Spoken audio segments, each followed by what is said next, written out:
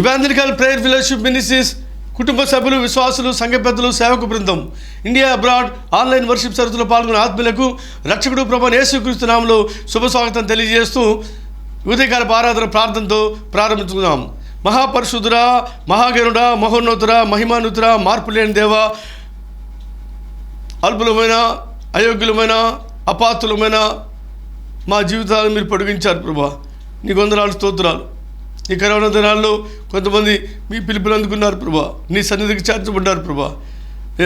విడిచిపెట్టబడి మేమున్నా తండ్రి, కేవలం మీ ఉచితమైన కృపలో తండ్రి ఆయుష్ను పొడిగిస్తున్న కావడం, ఆరాధికులుగా ఉండాలని, స్వార్థికులుగా ఉండాలని, సజీవ సాక్షులుగా జీవించాలని, అనేక మంది నీ చెంతకు నడిపించేవారు ఉండాలని, సెకండరీ లీడర్స్ని మేము తయారు చేయాలని, సార్వత్రిక సంఘ క్షమాభివృద్ధి కోసం మీ రాజ్య విస్తరణార్థమై, మీ నామ ఘనత మహిమార్థమై కేవలం మీ కృపలోన తండ్రి మమ్మల్ని మీ జ్ఞాపకం చేసుకొని సజీవులుగా మరొక పునరుద్ధానంలో మమ్మల్ని ప్రవేశపెట్టారు తండ్రి.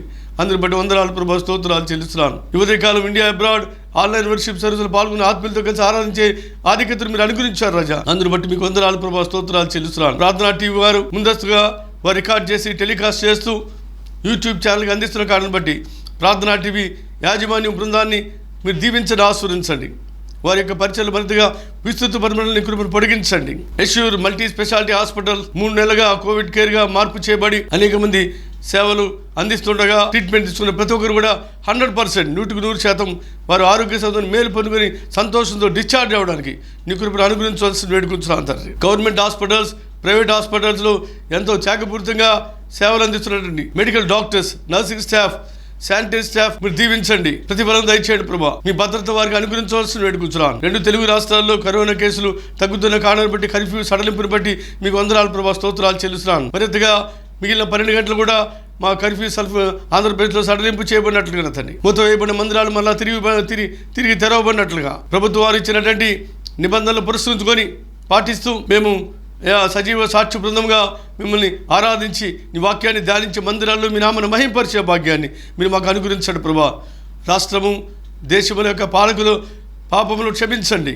మా పితరులు, మా పాపలు, బిడ్డల పాపలు క్షమించమని అడుగుతున్నాను. పోస్ట్ కోవిడ్ ఎఫెక్ట్గా black fungus, white fungus, yellow fungus ఎంతో కలవరాన్ని కలిగిస్తున్న పరిస్థితులు మేము ఉంటున్నాం ప్రభా.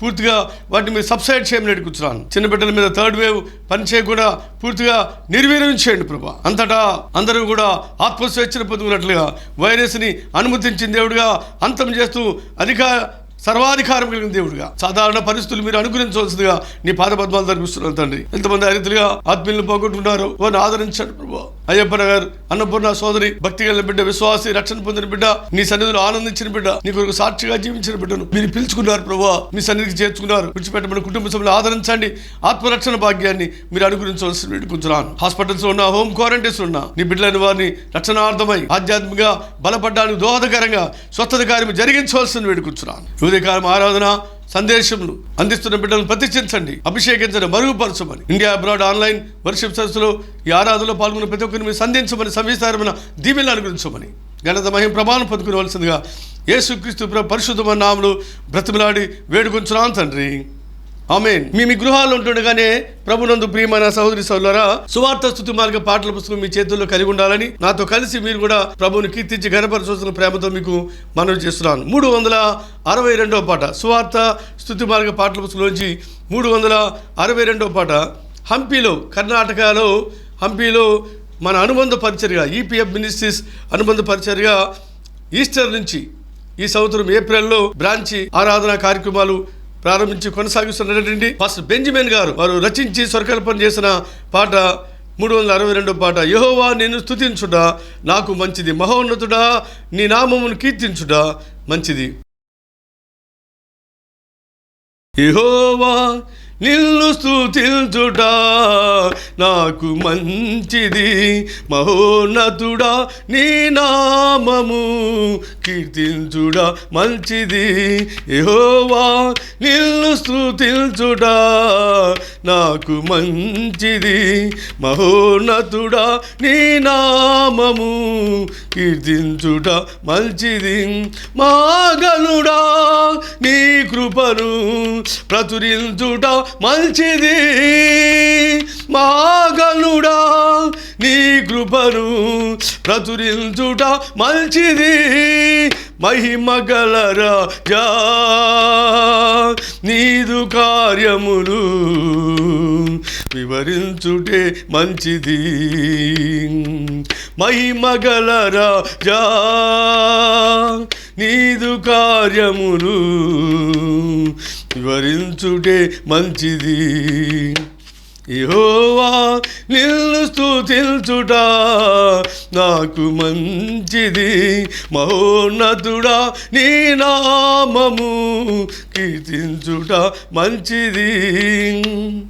నా స్థితిగతులను ఎరిగితివి, నా స్తుతి పాత్రుడా నా దేవా. నా స్థితిగతులను ఎరిగితివి, నా స్తుతి పాత్రుడా నా దేవా. సృష్టికి కర్త హృదయనాథుడా,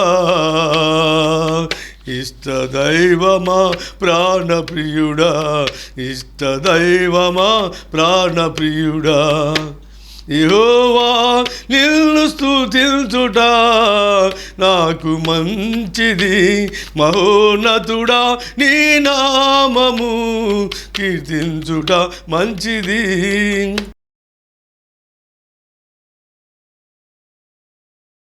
ప్రభునందు ప్రియమైన సహోదరులారా, మీ గృహాలు ఉంటుండే కానీ మీరున్న స్థలంలో లేచి నిలువబడినట్లయితే ఉదయకాలపు ఆరాధన కొరకు ఏర్పాటు చేయబడిన కీర్తన భాగం 145వ కీర్తన 1 నుంచి 21 వచనాలు అందరూ కలిసి చదువుకుందాం.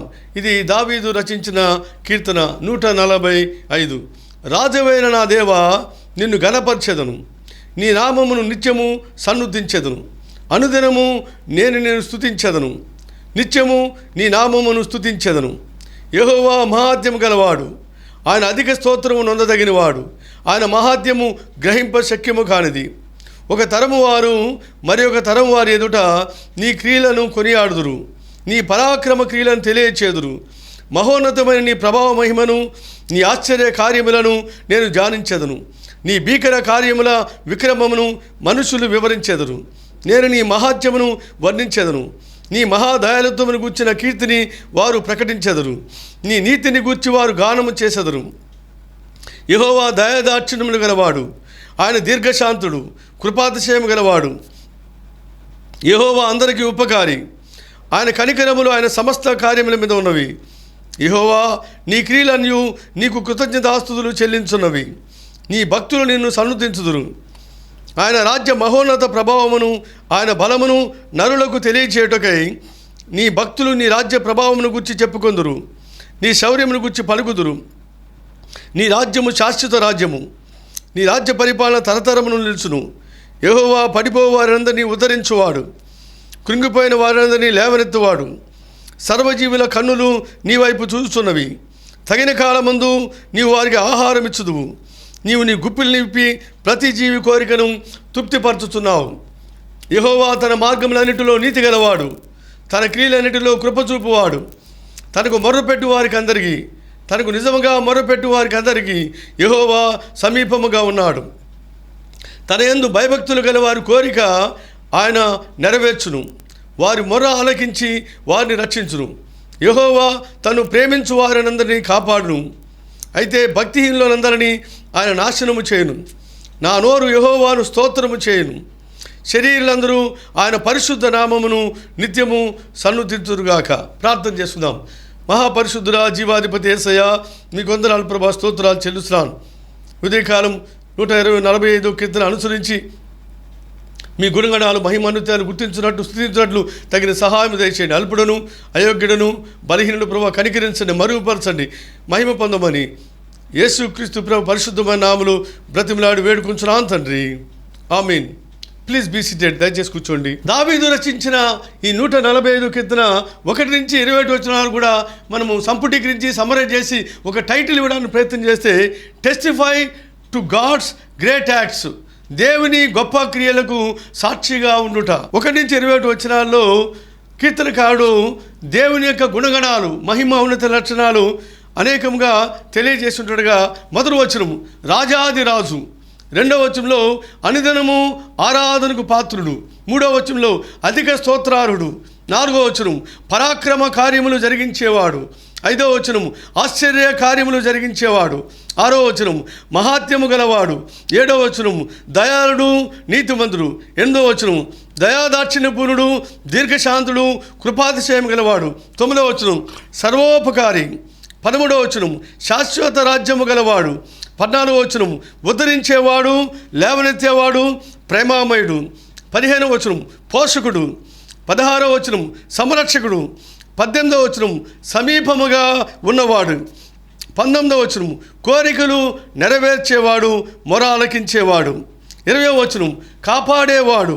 21వ వచనం పరిశుద్ధుడు. ప్రాథమికంగా ప్రాముఖ్యముగా కేంద్రీకరణగా 4 వచనాలు. మొదటిగా 4వ వచనం, రెండవదిగా 8వ వచనం, మూడవదిగా 9వ వచనం, 4వదిగా 18వ వచనం. ఆరాధన కొరకు 4 భాగాల్లో నుంచి ధ్యానం చేద్దాం. 145వ కీర్తన మొదటిగా 4వ వచనం ఒక తరము వారు మరొక తరం వారి ఎదుట నీ క్రియలను కొనియాడుదురు. యెషయా గ్రంథం 38వ అధ్యాయం 19వ వచనంలో తండ్రులు నీ కుమారులకు నీ సత్యమును తెలియచేతురు. యెహోషువ గ్రంథం 4వ అధ్యాయం 1వ వచనం జనులందరూ యోర్దాను దాటుట తుదముట్టిన తరువాత యెహోషువతో ఇలాగ సెలవిచ్చెను. యెహోషువ గ్రంథం 4వ అధ్యాయం 2వ వచనం ప్రతి గోత్రమునకు ఒక్కొక్క మనుషుని చొప్పున 12 మనుషులను ఏర్పరిచి. 3వ వచనం యాజకుల కాళ్ళు నిలిచిన స్థలమున యోర్దాను నడుమ నుండి 12 రాళ్లను తీసి వాటిని యువతలకు తెచ్చి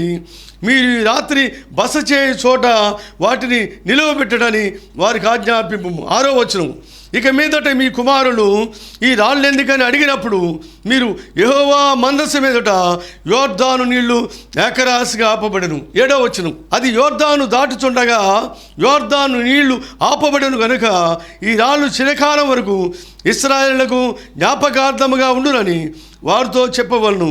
అది మీకు ఆనవాలై యుండును. 145 వచనంలో ఒక తరము వారు మరొక తరం వారి ఎదుట నీ క్రియలను కొనియాడతారు. యెషయా గ్రంథం 38:18లో తండ్రులు నీ కుమారులకు సత్యమును తెలియచేస్తారు. సెకండరీ లీడర్ సంఘంలో తయారవ్వాలి. పాస్టర్ గారి తర్వాత మరికొంతమంది సంఘ బాధ్యతలు నిర్వహించేవారు సంఘములో తయారవ్వాలి. సండే స్కూల్ టీచర్స్ తయారవ్వాలి. యూత్ లీడర్స్ సంఘములో తయారవ్వాలి. స్త్రీల సమాజ పరిచారకులు సంఘములో తయారవ్వాలి. కొంతమంది సువార్థికులు సంఘములో నుంచి తయారవ్వాలి. కొంతమంది ఆత్మ ప్రేరణ కలిగి వాక్య వెలుగులో కొంతమంది ఆ సువార్త అందనే ప్రాంతాలకి మిషనరీలుగా వెళ్ళడానికి మిషనరీలు సంఘములో నుంచి తయారవ్వాలంటే దేవుని పరాక్రమ క్రియలు, దేవుని ఆశ్చర్య కార్యములు, దేవుని మహిమాన్వితమైనటువంటి కార్యములు వారికి తెలియచేవాళ్ళు. You need to proclaim the good news of Jesus Christ. యేసుక్రీస్తు యొక్క సువార్తని మనం వారికి తెలియచేయాలి. దేవుని ప్రేమని, దేవుని దయాళుత్వాన్ని, దేవుని యొక్క జాలి కనికరాన్ని, దేవుని యొక్క రక్షణ ప్రణాళికను, దేవుని యొక్క గుండె చప్పుడు సర్వమానవారు కూడా నశించిపోకుండా వారి కొరకు పాప పరిహారార్థమై ప్రభువైన యేసుక్రీస్తు చేసిన బలియాగము ఆ రక్షణ విలువలను తర్వాత తరం వారికి తెలియచేయాలి. తల్లిదండ్రులు బిడ్డలకు తెలియచేయాలి. సండే స్కూల్ టీచర్స్ చిన్న బిడ్డల కథల రూపంలో దేవుని మాటలు వారికి తెలియచేయాలి. యూత్ బైబిల్ స్టడీస్ స్త్రీల సమాజాలు నడిపిస్తూ మరికొంతమందిని స్త్రీల సమాజ పరిచారకులు తయారు చేయాలి.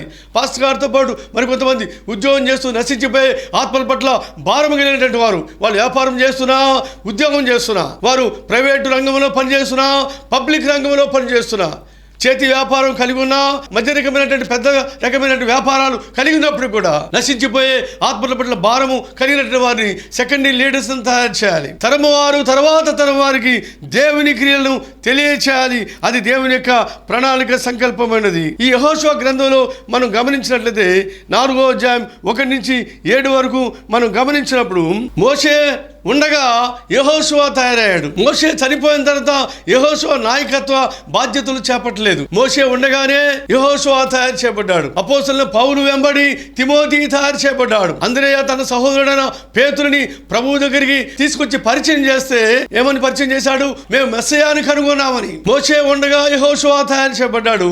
మోషే మృతి నొందిన తర్వాత యెషయా గ్రంథం 1వ అధ్యాయం 1వ వచనంలో నూను కుమారుడైన యెహోషువ పాలు తేనెలు ప్రవహించే వాగ్దాన దేశానికి ఇశ్రాయేలు ప్రజలను నడిపించడానికి నడుము కట్టాడు. అతడు ఇశ్రాయేలు ప్రజలను ప్రయాణం చేస్తూ నడిపిస్తుండగా యోర్దాను నది అడ్డుగా వచ్చింది. మోషే ఇశ్రాయేలు లక్షలాది మంది ఇశ్రాయేలు ప్రజలను నడిపిస్తుండగా ఎర్ర సముద్రం అడ్డం వచ్చింది. మోషే చేతిలో కర్ర ఉంది, కానీ యెహోషువ చేతిలో కర్ర లేదు.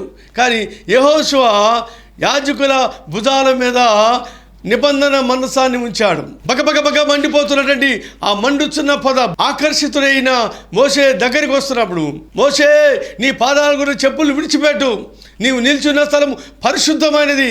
దేవుని స్వరాన్ని విన్న తర్వాత అతడు పాదాలకున్న చెప్పులు విడిచాడు. లోక సంబంధమైనటువంటి లౌక్యము అక్కడే విడిచిపెట్టబడింది. ఇప్పుడు నీ చేతిలో ఏముంది? ప్రభువా, నా చేతిలో కర్ర ఉంది. ఇంతవరకు ఈ కర్ర చేత నీవు పశువుల్ని మేపావు, మందల్ని మేపుతూ కాస్తూ వచ్చావు. అయితే నీ చేతిలో ఉన్న కర్ర కింద పడేసాయి. హానికరమైన సర్పమైంది, పట్టుకో.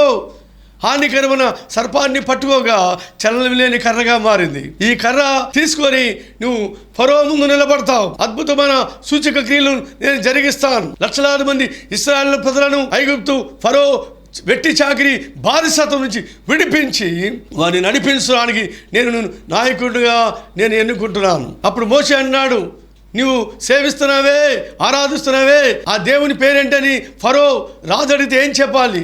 What is the name of your God whom you are serving? నీవు సేవిస్తున్నా ఆరాధిస్తున్నా ఆ దేవుని పేరేమనగా ఫరో రాజుతో చెప్పు, నేను ఉన్నవాడును, నేను సేవిస్తూ ఆరాధిస్తున్నవాడు ఆయన ఉన్నాడు. భూతకాలంలో, వర్తమాన కాలంలో, భవిష్యత్తు కాలంలో ఉన్నవాడు. ఆయన ఏమైతే అంటున్నాడో అన్నవాడు అన్నదాన్ని నెరవేర్చేవాడు, నిబంధనను చేసేవాడు, నిబంధనని నెరవేర్చేవాడు అని మోషేతో చెప్పుదు. మోషే 10 తెగుళ్ళు అయిపోయిన తర్వాత లక్షలాది మంది ఇశ్రాయేలు ప్రజలు నడిపిస్తుండగా ఎదురుగా ఎర్ర సముద్రం కనబడుతుంది. మోసెస్, నీ చేతిలో ఉన్న కర్రని చాపు. వెంటనే సముద్రం పాయలైపోయింది. నీరు ఇరువైపులా కూడా గోడల్లాగా నిలిచిపోయి లక్షలాది మంది ఇశ్రాయేలు ప్రజలు ఆ దరికి చేరిపోయిన తర్వాత శత్రు సైన్యాలు వారు కూడా నడి సముద్రానికి వచ్చినప్పుడు ఆ దరి చేరిన మోషేతో ఉన్నాడు, మోసెస్, ఈ ఎర్ర సముద్రం మీద నీ చేతిలో ఉన్న కర్రని చాపు అనగానే వెంటనే ఆ సముద్రం కలిసిపోయింది. నడి సముద్రంలో ఉన్న శత్రు సైన్యాలు, ఐగుప్తు సైనికులు కూడా వారు మృత కళేబరాలుగా, శవాలుగా ఐగుప్తు ఒడ్డుకు చేరారు. ఎర్ర సముద్రము నీ ఆజ్ఞ మేరకు రహదారిగా మారగా దాటిరే నీ జనులు బహుక్షేమముగా. ఎర్ర సముద్రము నీ ఆజ్ఞ మేరకు రహదారిగా మారగా దాటిరే నీ జనులు బహుక్షేమముగా.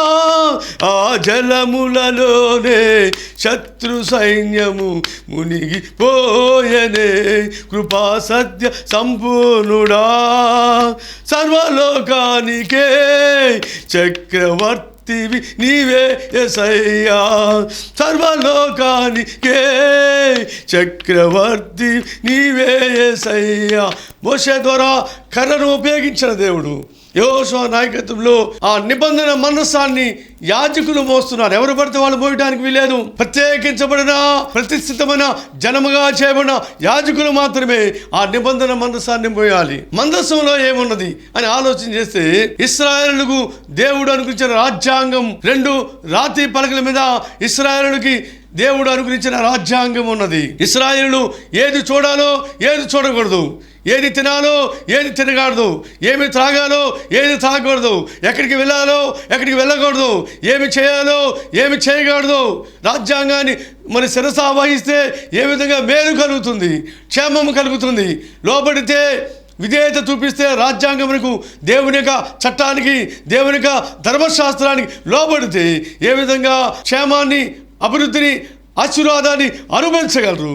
ఒకవేళ దేవుని యొక్క శాసనము, చట్టము, న్యాయ విధులు, రాజ్యాంగాన్ని, ధర్మశాస్త్రాన్ని ఒకవేళ అవిధేయతగా లోబడకుండా ఇష్టానుసారంగా ధిక్కరిస్తూ దాటి వెళ్ళిపోతే ఎలాగ నష్టం వస్తుందో ఎలాగ అవమానం వస్తుందో, ఏ విధంగా అపజయం వస్తుందో, ఏ విధంగా కీడు శాపాన్ని వారు అనుభవిస్తారు తెలియచేసినటువంటి 2 మోషే ద్వారా ఇశ్రాయేలు ప్రజలకు ఇచ్చిన 2 రాతి పలకలు, దేవుని ఆజ్ఞలు. రెండవదిగా అహరోను చికిరించే కర్ర ఉన్నది. మూడవదిగా దేవదూతలు తినే ఆహారాన్ని ఇశ్రాయేలు ఆరగించిన మన్నా ఉంచబడిన పాత్ర ఉన్నది. కనుక యాజకులు వారు మందసముతో నిలిచిపోవడానికి వీలేదు, కానీ మందసముతో యోర్దాను నదిలో వారు అడుగు పెట్టాలి. మోస్తున్నటువంటి యాజకులు ఆ మందసముతో వారు యోర్దాను నది అంచుని వారి పాదములు నీటిని మునగగానే యోర్దాను నది వెనకకు పారిపోయింది. దూరంగా వెనకకు పారి ఆదాము అనే పురం దగ్గర నీళ్లు ఏకరాశగా నిలిచాను.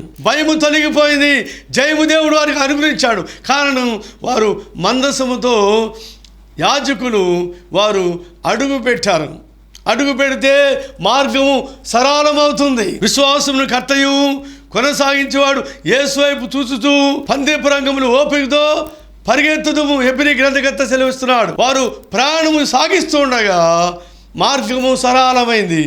వారు స్టాగ్నేటెడ్ వాటర్ లాగా, నిలవ నీళ్ళలాగా నిలిచిపోయి ఉంటే వారికి మార్గము సరళమై ఉండేది కాదు. యెహోషువ నాయకత్వంలో లేవీలు, యాజకులు, ప్రజలందరూ కూడా ఆర్భాటం చేస్తూ కేకలు వేస్తున్నారట. వారు కేకలు వేయగా ప్రాకారములు కూలెను. అందుకే కేకలు వేస్తుండగా, ప్రార్థన చేస్తుండగా, స్తుతిస్తుండగా, ఆరాధన చేస్తుండగా, అభ్యాసము విశ్వాసాన్ని అభ్యాసం చేస్తుండగా దేవుడు మార్గాన్ని సరళం చేస్తాడు. నువ్వు అలాగే స్టాగ్నేటెడ్ వాటర్ లాగా నిలువ నీరు స్టాగ్నేట్ అయి నిలిచిపోతే దుర్వాసన వస్తుంది, దుర్గంధం ఉంటుంది, అక్కడ బ్యాక్టీరియా తయారవుతుంది. నేను కూడా కదిలే సైన్యంలాగా ఉండాలని, మూవింగ్ లైక్ ఏ ఫ్లోయింగ్ వాటర్, ప్రవహించే నీరులాగా ఉండాలని. ప్రవహించే నీరు శుభ్రంగా ఉంటుంది, ప్రవహించే నీరు ఆరోగ్యవంతంగా ఉంటుంది. నేను కూడా ప్రవహించే నీరులాగా ఉండాలని దేవుడు కోరుకుంటున్నాడు. ఎక్కడైతే యాజకులు ఆ మందసాన్ని మోసే యాజకుల యొక్క పాదాలు యోర్దాను నీటిని మునిగినప్పుడు నీళ్లు దూరంగా పారిపోయిన తర్వాత ఆరిపోయిన నేలలో, అనగా నది మధ్యలో, ఆరిపోయిన నేలలో నది మధ్యలో బలమైన రాళ్ళు ఉన్నాయి. 12 గోత్రాలు ఉండగా ఒక్కొక్క గోత్రానికి ఒక్కొక్క రాయి చొప్పున అవి బలమైన రాళ్ళు, భుజాల మీద మోసుకుని వచ్చే రాళ్ళు. భుజాల మీద ఆ రాళ్లను మోసుకుని రావాలి.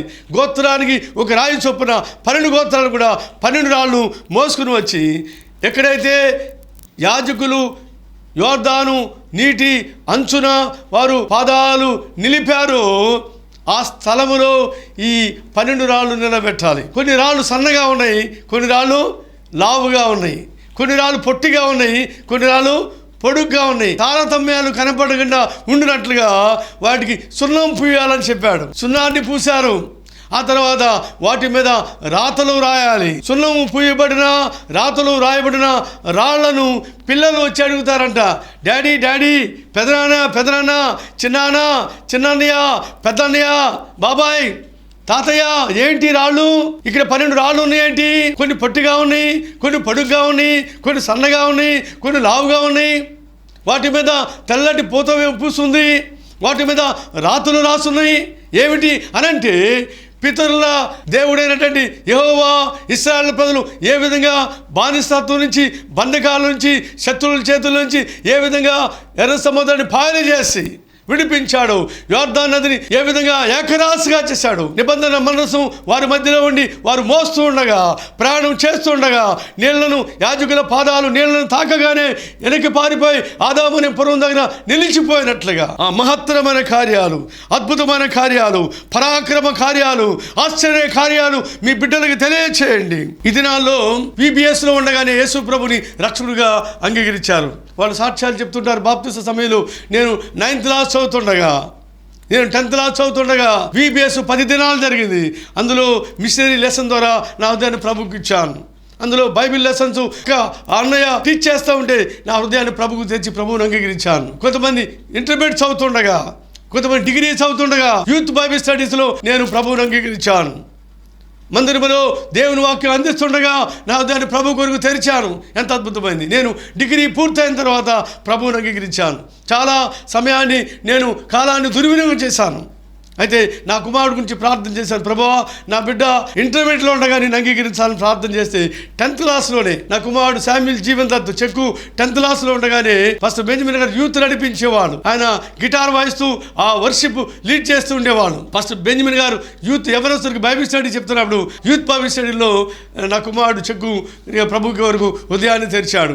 ఇంటర్మీడియట్కి వచ్చిన తర్వాత అడిగాడు, డాడీ నీటి బాప్తిస్మం ద్వారా నేను నా ప్రభువుని గణపరచడానికి నేను ఇష్టపడుతున్నాను అన్నప్పుడు ఎంత సంతోషమైంది. ప్రియ దేవుని బిడ్డలారా, మీ బిడ్డలు చిన్నప్పటి నుంచి అలా పెంచకపోతే యవనస్తులుగా వాళ్ళు ప్రభువుని అంగీకరించి ప్రభు కొరకు సాక్షులుగా జీవించలేరు. అలా కనుక అలా యవన దశలో ప్రభుని చిన్నప్పటి నుంచి పెరిగిన వాళ్ళు ప్రభువుని అంగీకరించి రక్షణ పొందితే వారు సండే స్కూల్ టీచర్స్ కాగలరు, వారు యూత్ లీడర్స్ కాగలరు, వారు వాలంటీర్ వర్క్ చేయగలరు, వారు కీబోర్డ్ వాయించగలరు, సంగీత వాద్యాలు నేర్చుకుంటారు, పాటలు పాడతారు, పిఏ సిస్టమ్ ఆపరేషన్ చేస్తుంటారు, లేక ఇలాంటి కెమెరా ఎలాగ షూట్ చేయాలో నేర్చుకోగలరు. అది దేవుని పరిచయంలో వాడగలరు. వీధి సువార్తల్లో కరపత్రాలు పంచగలరు. సిగ్గుపడరండి యవనస్తులు. వీధి సువార్తల్లో కరపత్రాలు పంచగలరు, స్పెషల్ సాంగ్స్ పాటలు పాడగలరు.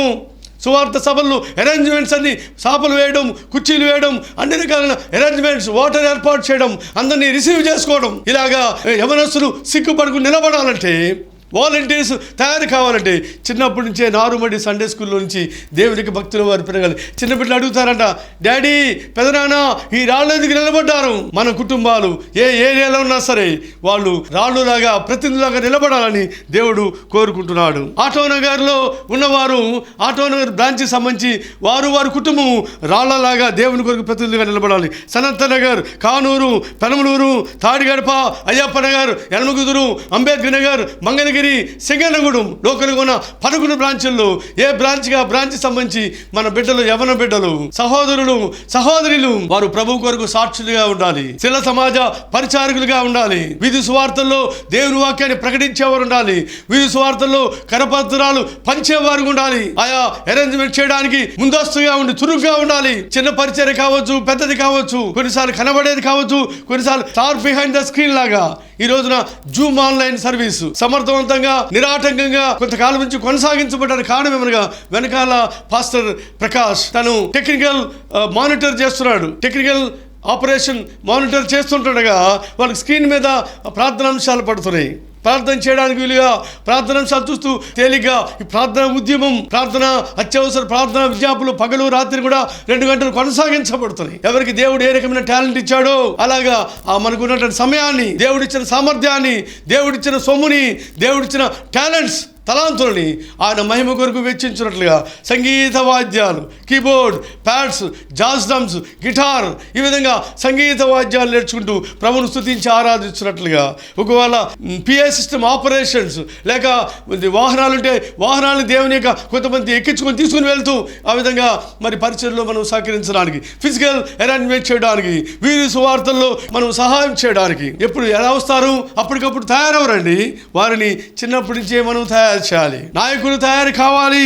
అది దేవుని యొక్క ప్రణాళిక, సంకల్పము అయి ఉన్నది. ఈ మధ్య ఒక సహోదరి భార్యాభర్తలతో ఆవేదన వ్యక్తపరుస్తున్నారు. పాస్టర్ గారు, మాకు మంచి ఇద్దరికి కూడా గవర్నమెంట్ ఉద్యోగాలు ఉన్నాయి, మాకు మంచి జీతాలు ఉన్నాయి కదా, మేము మంచి స్టేటస్లో ఉన్నాం కదా, మా పిల్లల్ని మేము చదివించుకోగలం కదా, కాబట్టి మాకు దేవుడు అంత అవసరం లేదు, అప్పుడప్పుడు వస్తే చాలు అనుకున్నాం. ఆదివారం వస్తున్నాం కదా, చందా కానుకలు వేస్తున్నాం కదా, దేవుని యొక్క పరిచర్యకి మేము కానుకలు ఇస్తున్నాం కదా అనుకుంటున్నారు. కానీ వారు హృదయాలు ప్రభువుకి ఇవ్వలేదు. వారి బిడ్డలను సండే స్కూల్ పంపించలేదు. యవనస్తులు అయిపోయారు, చదువుకున్నారు, వారికి ఉద్యోగాలు వచ్చినాయి, కానీ వారికి ప్రార్థన చేయడం రాదు. యవనస్తులకి ప్రార్థన అంటే సిగ్గుపడుతున్నారు, మందిరానికి రావట్లేదు, సిగ్గుపడుతున్నారు. కారణం చిన్నప్పుడు వాళ్ళకి సండే స్కూల్ లేదు. ఈ రోజున యవనస్తులు అయిపోయిన తర్వాత వారు Sunday school youth Bible study రావడానికి సిగ్గుపడుతున్నారు, మందిరానికి రావడానికి సిగ్గుపడుతున్నారు, పాట పాడడానికి సిగ్గుపడుతున్నారు, ప్రార్థన చేయడానికి సిగ్గుపడుతున్నారు. మన బిడ్డలు ఫ్యామిలీ ప్రేయర్లో వాళ్ళు ఇవన్నీ నేర్చుకుంటే వాళ్ళు సంఘములో పాటలు పాడగలరు, సంగీత వాయిద్యాలు వాయించగలరు, సాక్ష్యము చెప్పగలరు, సువార్త ప్రకటించగలరు, సెకండరీ లీడర్స్గా తయారు కాగలరు. వారు అవసరమైతే దేవుడు పిలిస్తే మిషనరీలుగా సువార్త అందని స్థలానికి వెళ్ళగలరు. ఎంత అద్భుతమైనది. 140 కీర్తన 8వ వచనం, యెహోవా దయాదాక్షిణ్యం గలవాడు, ఆయన దీర్ఘశాంతుడు, కృపాతిశయము గలవాడు. నేను నీ యందు కనికరపడి చేసిన కార్యములు నీ ఇంటి వారికి తెలియచేయి. అపవిత్రాత్మ విడుదల పొందిన ఆ సేన దేవపట్టిన వ్యక్తి అతడు మార్పు చెందిన తర్వాత, స్వస్థ చిత్తున తర్వాత ఇంటికే కాదు కానీ దేవుడు కనికర కార్యాలు చెప్పడానికి 10 గ్రామాల్లో దేవుని సువార్థికుడిగా దేవుని యొక్క పని చేశాడు. వారు కాపరి లేని గొర్రెల వలె చెదరి ఉన్నారు. ప్రభు వారి మీద కనికరపడి, కాపరి లేని గొర్రెల వలె చెదరిపోయినప్పుడు ప్రభు వారి మీద కనికరాన్ని చూపించాడు. ఈ దినాల్లో కూడా కొంతమంది పాస్టర్స్, కొంతమంది ప్రభు యొక్క పిలుపుని కరోనా దినాల్లో అందుకొని ఆయన సన్నిధికి వెళ్ళారు. అయితే విడిచిపెట్టబడినటువంటి పాస్టర్ గారు, వారి బిడ్డలు కానీ, సంఘ పెద్దలు కానీ, విశ్వాసులు కానీ వారు కాపరి లేని గొర్రెల్లాగా ఉన్నారు.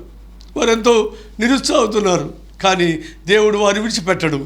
దేవుడు ఉన్నవారిని వాడుకుంటాడు. తను కోరుకున్న తన యొక్క కాపరులను, సువార్థికులను, మిషనరీలను ఈ కరోనా దినాల్లో ప్రభువు పిలుచుకుంటే సంఘాన్ని విడిచిపెట్టాడు. దేవుడు అనాథగా విడిచిపెట్టని వాగ్దానం చేసిన దేవుడు ఉన్నవారిని దేవుడు బలపరిచి తన ఆత్మశక్తి చేత వాక్యంతో నింపి ఆయన వాడుకోగలిగిన దేవుడు.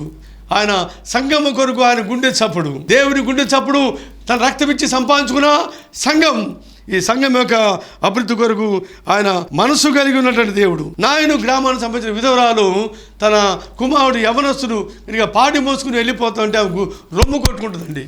ఆమె గుండు కొట్టుకొని ఏడుస్తుంటుండగా ప్రభు ఆమె మీద కనికరపడి చిన్నవాడలేము పాడిని ముట్టాడు. చిన్నవాడలేమనగా చిన్నవాడు లేచాడు. ఆ తల్లికి సజీవునిగా చిన్నవాడిని తల్లికి అప్పగించాడు. 9వ వచనం, యెహోవా అందరికీ ఉపకారి, ఆయన కనికరములు. 145వ కీర్తన 9వ వచనం, యెహోవా అందరికీ ఉపకారి, ఆయన కనికరములు ఆయన సమస్త కార్యముల మీద ఉన్నవి. కొందరు గురించి ఆయన ఊరందరికీ ఉపకారండి అంటుంటారు. ఆయన ఊరందరికీ ఉపకారండి. మా విశాఖపట్నంలో ఈ రోజున ఆంధ్ర యూనివర్సిటీ ఏర్పడడానికి 600 ఎకరాలు వారు డొనేషన్గా ఈ భూమిని ఇచ్చారండి. భూదాతలు, స్థలదాతలు. ఈరోజు విజయవాడలో లైలా కాలేజీ ఏర్పడడానికి, లైలా డీమ్డ్ యూనివర్సిటీ ఏర్పడడానికి 100 ఎకరాలు వాళ్ళ స్థలాన్ని ఆ కుటుంబాలు దానంగా ఇచ్చారండి. స్థలదాతలు. ఎన్ఎస్ఎం పబ్లిక్ స్కూల్ పటమటలో ఈరోజు నిర్వహించబడుతున్నదానికి కారణము కొంతమంది స్థలదాతలు వారు ఉచితముగా డొనేషన్గా ఇచ్చారు. నేను పటమటలో జిల్లా పరిషత్ బాయ్స్ హై స్కూల్లో చదువుకున్నాను. ఆ స్కూల్ కూడా కొంతమంది దాతలు ముందుకు వచ్చారు, ఉచితంగా స్థలాన్ని అందించారు. గుడివాడలో ఏఎన్ఆర్ కాలేజీ, గుడివాడలో కాలేజీ రావడానికి కుటుంబాలు ముందుకు వచ్చి స్థలాన్ని కనుక దానముగా ఇచ్చారు. కొంతమంది స్థలాన్ని దానముగా ఇస్తే హాస్పిటల్స్ కట్టారు. కొంతమంది స్థలాన్ని దానముగా ఇస్తే అనాథ శరణాలను కట్టారు. కొంతమంది స్థలాలు దానం ఇస్తే వృద్ధులకు ఆశ్రమాలు కట్టారు. భూమిని దానం చేస్తే భూదానం, కంటిని దానం చేస్తే నేత్రదానం, గోవును దానం చేస్తే గోదానం, అన్నాన్ని కనుక దానం చేస్తే అన్నదానం, రక్తాన్ని దానం చేస్తే రక్తదానం, రక్తదానం. ఎవరు ఏ రీతిగా దానం చేసినా ఆ దానాన్ని మళ్ళీ ఎవరు తిరిగి తీసుకోరు. బహుమానంగా ఇచ్చేశారు. దాన్ని మళ్ళీ తిరిగి ఆశించరు. ప్రతిఫలాన్ని అపేక్షించకుండా వారు డొనేషన్గా ఇచ్చేశారు. అది మళ్ళీ తిరిగి తీసుకోవడానికి వారు హక్కుగా వారు ఇష్టపడరు, కోరుకోరు. వారు కావాలనే ఇచ్చేశారు. స్వచ్ఛందముగా, వాలంటీర్గా వారు దానం చేశారు. వారు మన తిరిగి వెనక్కి తీసుకున్నారు. ప్రభువైన యేసుక్రీస్తు ఆయన ప్రాణదానం చేశాడు. మనం చూసిన దానాలు చేసిన వాళ్ళందరిలో కూడా జన్మ పాపం ఉంది, కర్మ పాపం ఉంది. కానీ ప్రభువైన యేసుక్రీస్తు ఆయన ప్రాణాన్ని దానం చేయడంలో ఆయనలో జన్మ పాపము లేదు, కర్మ పాపము లేదు. రక్తాన్ని దానం చేస్తాం ఆరోగ్యంతో ఉండడానికి. డాక్టర్స్ అప్పుడప్పుడు యవనస్తులు రక్తాన్ని దానం చేయమని చెబుతూ ఉంటారు సంవత్సరానికి ఒకసారి. కానీ రక్తాన్ని ప్రభువైన యేసుక్రీస్తు ధారపోశాడు. మానవుడికి తలంపులు పాడై ఉండగా యేసే తల మీద ముళ్ళ కిరీటం, మానవుడికి చేతులు పాడై ఉండగా యేసే చేతుల్లో వచ్చేలా, మానవుడిక చేతులు నడక తీరు పాడై ఉండగా యేసే పాదాల్లో వచ్చేలా, మానవుడిక అంతరంగం పాడై ఉండగా యేసే పక్కలో బలం పంచుగాలు పొంది పావనమైన రక్తాన్ని కాచి ప్రభువైన యేసుక్రీస్తు ఆయన రక్షణ కార్యం జరిగించాడు. యెహోవా అందరికీ ఉపకారి అని 145 కీర్తన 9వ వచనంలో కీర్తనకారుడు సెలవిస్తే అపోస్తలుడైన పేతురు అపోస్తలుల కార్యం 10వ అధ్యాయం 34, 35, 36 వచనంలో దేవుడు పక్షపాతి కాడని నేను నిజంగా తెలుసుకున్నాను. నేను చర్మకాడైనా సీమోని ఇంటి ఉన్నప్పుడు ఆకలేసినప్పుడు ఆ ఇంటి వాళ్ళు నాకు ఆహారాన్ని సిద్ధపడుతుండగా నాకు ఒక దర్శనం వచ్చింది. ఆ దర్శనంలో ఆకాశం నుంచి చెగ్గులతో ఉన్న దుప్పటి, ఒక పాత్ర, చతుష్పాద జంతువులు, సమస్తమైనటువంటి జంతువులు అవన్నీ కూడా పక్షులన్నీ కూడా అందులో ఉంటుండగా 3 సార్లు కిందికి వస్తే అవి నాకు వద్దని చెప్పేసి లేచి చంపుకొని తిరుమరుగు స్వరము నాకు వినబడుతుండగా ముమ్మారు నేను అలక్ష్యం చేశాను, నేను నిషిద్ధమైంది అంటుకోను. దేవుడు పరిశుద్ధపరిచిన దాన్ని నువ్వు నిషిద్ధమైందని అపవిత్రమైనదిగా ఎంచకూడదు అంటుండగానే మూడోసారి దుప్పటి చెంగులతో ఉన్నటువంటి పాత్ర పైకి వెళ్ళిపోయింది. అర్థం కాలేదు. ఇప్పుడు ఆశ కలిగి అరులు చాస్తున్నారు, దేవుని వాక్కు వినడానికి పిలిపించుకున్నాడండి. ఇటలీ పటాలానికి శతాధిపతిగా ఉన్నాడు, సెంచూరియన్, 100 మంది సైనికుల మీద అధిపతి. అతడు అన్యుడు, అతడు పుణ్యకార్యాలు చేస్తున్నాడు, ధర్మకార్యాలు. కొన్నేలి నీ ధర్మకార్యములు పుణ్యకార్యములు దేవుని సన్నిధికి చేరనివి. దేవదూత నాకు ప్రత్యక్షమై యొప్పేకి పంపించి పేతురుని బట్టి సీమోని పిలిపించుకొని మీరు వాక్యం వినండి. ఆ విధంగా అరులు చాస్తున్న సంభవాల్ని నేను ఇక్కడ విశ్వాసుల్ని, ఆశకెళ్ళిన అన్యులను గమనించిన తర్వాత యూదులకేమి క్రీస్తు దేశస్తులేమి తక్కువ కులము ఎక్కువ కులమని తారతమ్యం లేకుండా ప్రభువైన యేసుక్రీస్తు అందరి కొరకు సర్వమానవాళి పాపమునకు ప్రాయశ్చిత్తార్థమై కలవరశిలుడు ఆయన నీ కొరకు నా కొరకు తన ప్రాణాన్ని పడమగా పెట్టి రక్తాన్ని కార్చి పాపక్షమాపణ ఆత్మరక్షణ కార్యాన్ని జరిగించి పరలోకానికి మార్గం సిద్ధపరిచాడు. యేసుక్రీస్తు అందరికీ ప్రభు. సమాజంలో పక్షపాతం లేదు. ఆ రాళ్ళు 12 రాళ్ళు కూడా 12 గోత్రాలు గుర్తుగా నిలబడినప్పుడు కొన్ని సన్నగా ఉన్నా, లావుగా ఉన్నా, పొట్టుగా ఉన్నా, పొడుగా ఉన్నా సరే అక్కడ భేదాలు లేవు. తక్కువ కులం ఎక్కువ కులం అనే భేదం లేదు. చదువుకున్న వాళ్ళు చదువు లేని వారు భేదం లేదు. కారణమనగా యేసుక్రీస్తు రక్తంలో శుద్ధీకరించబడిన తర్వాత ఇప్పుడు కులము లేదు, లేకపోతే చదువుకున్న వారు చదువు లేని వారు అనే భేదం లేదు, లేకపోతే డబ్బు ఉంది డబ్బు లేదు, పేదవాళ్ళు ధనవంతులనే భేదం లేదు. యేసుక్రీస్తు రక్తంలో కడిగి శుద్ధీకరించబడి పవిత్రపరచబడ్డాం. మనమందరం అన్నదమ్ములు, అక్క చెల్లెలం. ఆత్మ సంబంధమైన బాంధవ్యాన్ని దైవికమైన కుటుంబంలో మనము సభ్యులుగా చేపట్టాం. క్రైస్తవ సంఘంలో అక్కలు ఉంటారు కానీ బావలు ఉండరు, చెల్లెళ్ళు ఉంటారు కానీ మరుదులు ఉండరు, తమ్ముళ్ళు ఉంటారు కానీ మరదలు ఉండరు, అన్నలు ఉంటారు కానీ వదినలు ఉండరు. ఈ యొక్క దైవికమైన కుటుంబంలో అక్క చెల్లెళ్ళు అన్నదమ్ములుగా సహోదరులు మాత్రమే. మనకి తండ్రి ఒక్కడే పరమ తండ్రి ప్రభువైన యేసుక్రీస్తు అందరికీ ప్రభు అని ఈ దివ్యమైన ఈ శక్తివంతమైన ఈ ప్రేమ సువార్త, నిష్పక్షపాతమైన ప్రేమ సువార్త ప్రకటిస్తుండగా కొన్నేలి ఇంటివారు అక్కడ చేరిన అనేక మంది ప్రభువును అంగీకరించారు. పేతురు రక్షణ తీర్మానం పిలిపించినప్పుడు కొంతమంది హృదయాలు తెరిచి ప్రభువును అంగీకరించి రక్షణ పొందిన అనుభవాన్ని మనం జ్ఞాపకం చేస్తున్నప్పుడు 145వ కీర్తన 18వ వచనం, తనకు మొర్రపెట్టు వారికి అందరికీ, తనకు నిజముగా మొర్రపెట్టు వారికి అందరికీ యెహోవా సమీపముగా ఉన్నాడు. ద్వితీయోపదేశకాండం 4వ అధ్యాయం 7వ వచనం, ఎలా అనగా మనం ఆయనకు మొర్రపెట్టినప్పుడల్లా మన దేవుడైన యెహోవా మనకు సమీపముగా ఉన్నాడని. మరి ఏ గొప్ప జనమునకు ఏ దేవుడు సమీపముగా ఉన్నాడు? తిమోతికి రాసిన మొదటి పత్రిక 6వ అధ్యాయం 16వ వచనం, సమీపింపరాని తేజస్సులో ఆయన మాత్రమే వసించుతూ అమరత్వం గలవాడే ఉన్నాడు. మనుషుల్లో ఎవడను ఆయన్ను చూడలేదు, ఎవడను చూడనేరడు. 75వ కీర్తన మొదటి వచనం, దేవా మేము నీ కృతజ్ఞతాస్తులు చెల్లించున్నాము, నీవు సమీపంగా ఉన్నావని నీకు కృతజ్ఞతాస్తులు చెల్లించున్నాము. నరులు నీ ఆశ్చర్య కార్యములను వివరించదురు. Why should we give thanks unto the lord?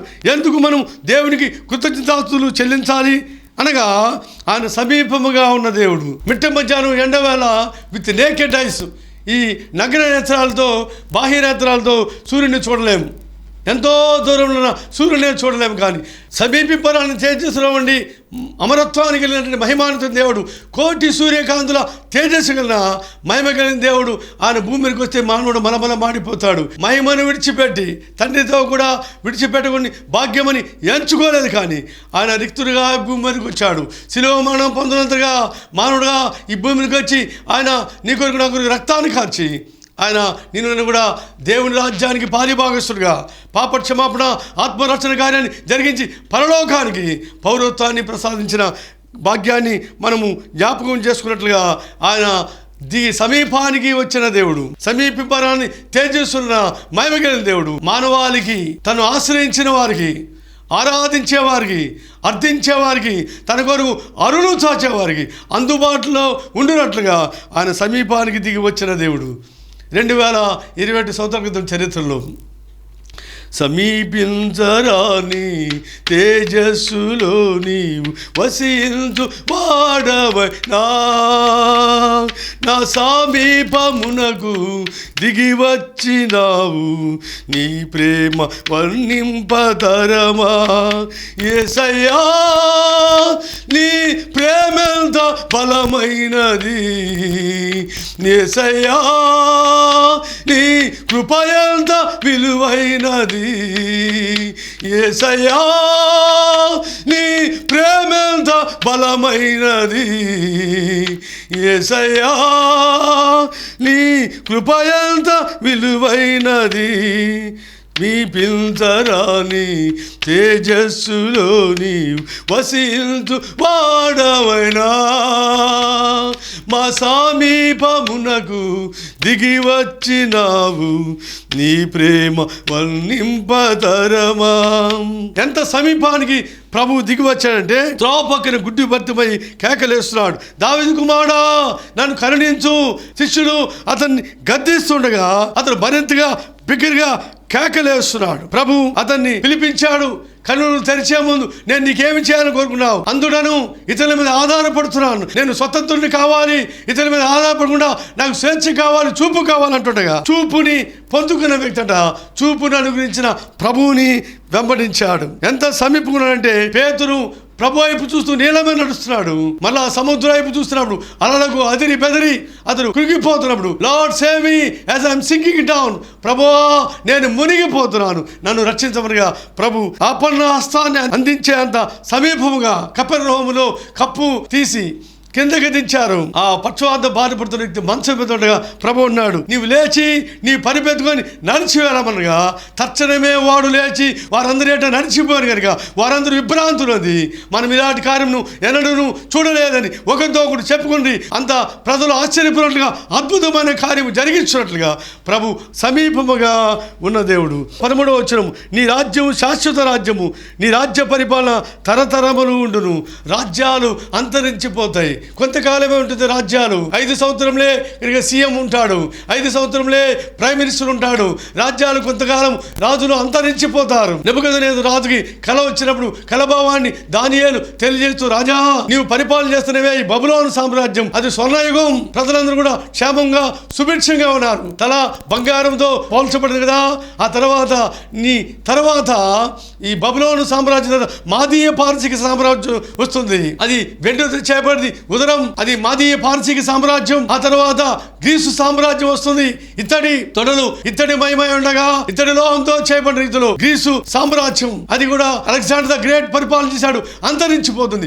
ఆ తర్వాత ప్రభు యేసుక్రీస్తు జన్మించిన దినాల్లో రోమా సామ్రాజ్యం, ఐరన్ డిసిప్లిన్, అది చాలా క్రమశిక్షలకి మారు పేరు. ఆ కఠినమైనటువంటి ఇనప సామ్రాజ్యం, అది రోమా సామ్రాజ్యం అంతరించిపోతుంది.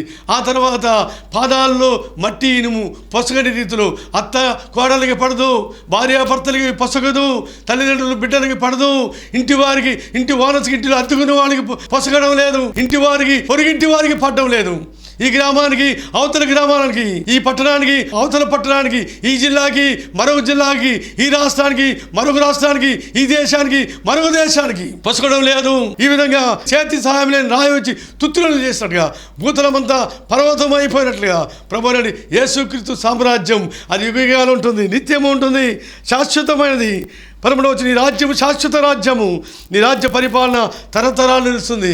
ఆ రాజ్య పరిపాలన రాజ్యమైన నా దేవా నేను నిన్ను కనపరుస్తాను, నీ రాజ్యము శాశ్వతమైనది. ఆ శాశ్వతమైన రాజ్యములో నేను నిన్ను రేయింబగలు నిన్ను ఆరాధన చేయబోతున్నాను.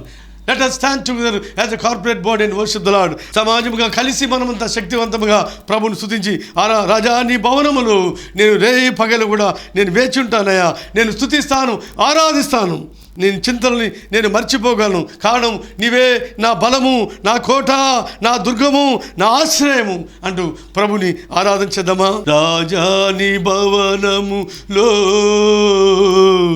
రేయి పగలు వేచియుందురు, యేసు రాజా నీ భవనములో రేయి పగలు వేచియుందురు, స్తుతించి ఆరాధింతురు, నా చింతలు మరచెదను, స్తుతించి ఆరాధింతును, నా చింతలు మరచెదను.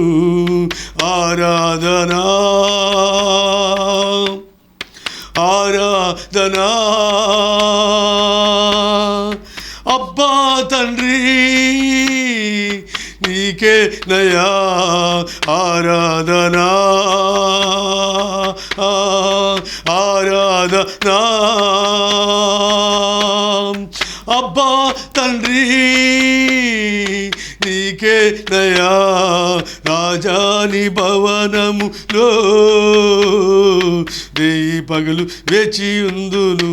అందరం కూడా చేతులెత్తి ప్రభువు స్తుతితో ఆరాధించేద్దాం. ఆయన ఆరాధనకు పాత్రుడు. రాజ్యాలు అంతరించిపోతాయి, ప్రపంచం రాబోతోంది, అంత్యక్రీస్తు పాలనకి మార్గాలు సరళం చేయబడుతున్నాయి. ప్రభు యేసుక్రీస్తు ఆయన ఏ విధంగా ఆయన మేఘాళుడుగా ఆయన మహిమతో వెళ్ళాడు, ఆయన అదే మహామహిమతో ఆయన మళ్ళా తిరిగి రాబోతున్నాడు. ఒలివ కొండ మీద అడుగు పెడతాడు. 2 భాగాలు అవుతుంది.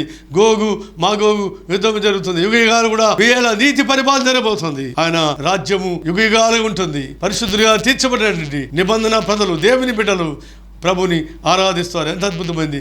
ఆయా వంశాల్లో నుంచి, ఆయా దేశాల్లో నుంచి, ఆయా కులాల్లో నుంచి, ఆయా బంధకాల్లో నుంచి, అది కబంధాసాల నుంచి విడుదల పొందిన వారు ఖర్చులు మంటల చేత పట్టుకుంటారు. సింహాసనం ఏట సాగిలి పడతారు. గొర్రెపిల్ల ఏట సాగిలిపడి వారు ప్రభుని ఆరాధన చేస్తారు. సింహాసనం వెంట గొర్రెపిల్లట సాగిలిపడి వారు ప్రభుని ఆరాధించబోయే పరిశుద్ధులతో నీవు నేను కూడా ఉండబోతున్నాం. ఎంత ధన్యకరం ఉంది, ఎంత అద్భుతమైంది!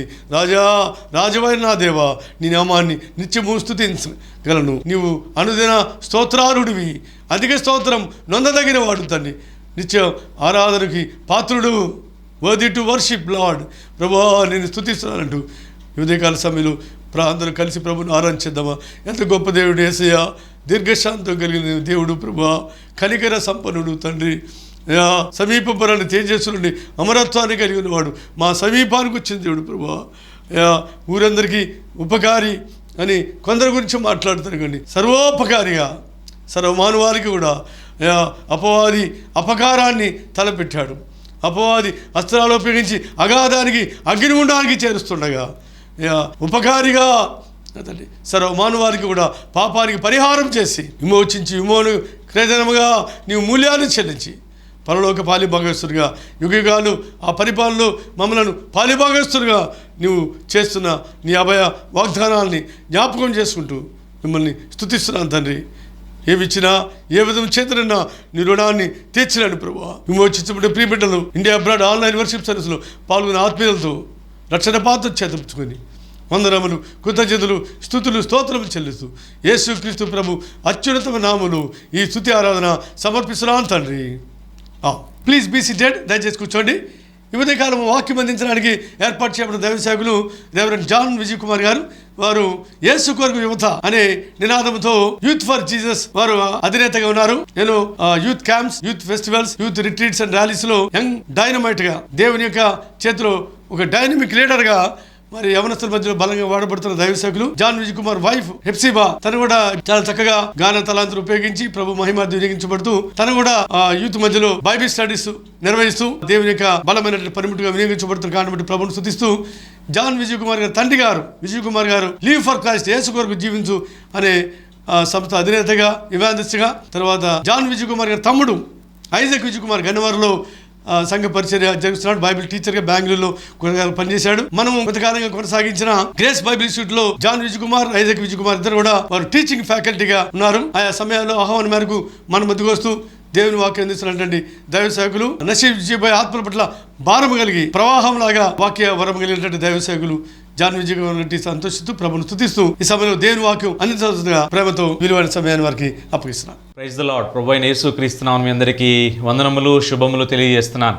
ఈ రీతిగా మరొకసారి దేవుని వాక్యాన్ని అందించడానికి దేవుడిచ్చిన తరుణాన్ని బట్టి దేవునికి వందనాలు తెలియజేస్తున్నాను. మీరందరూ బాగున్నారా? మరి ఈ రీతిగా ఆన్లైన్ ద్వారా, మరి టీవీ అలాగే యూట్యూబ్ ద్వారా మీ ముందుకు రావడానికి దేవుడిచ్చిన ఈ సమయాన్ని బట్టి దేవునికి వందనాలు తెలియజేస్తున్నాను.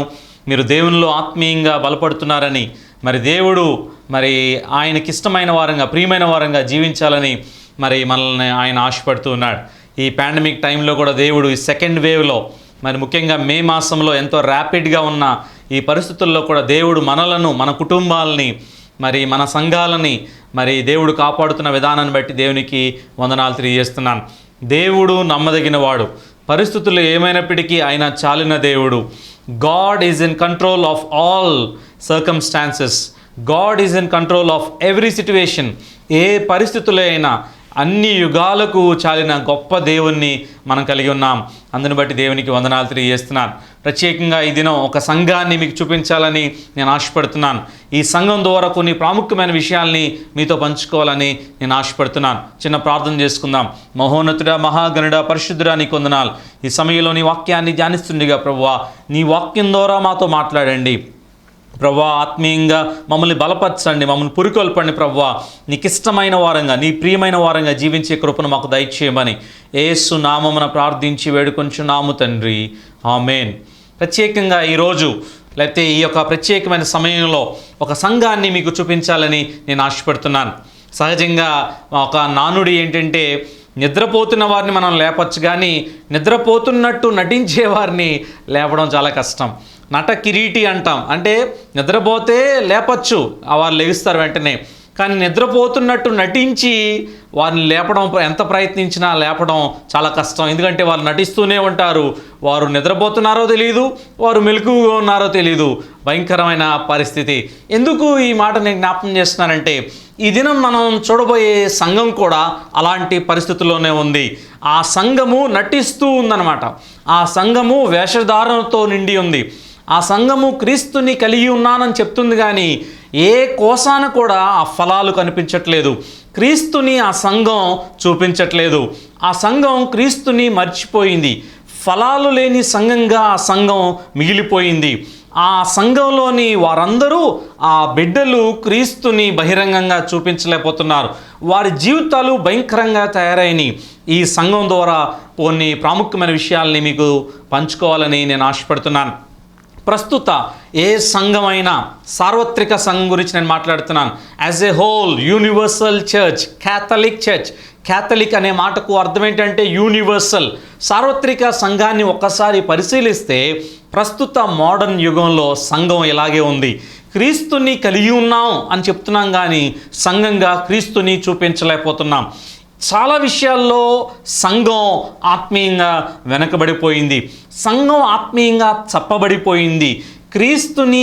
క్రీస్తు యొక్క ప్రేమను సంఘం వ్యక్తపరచలేకపోతుంది.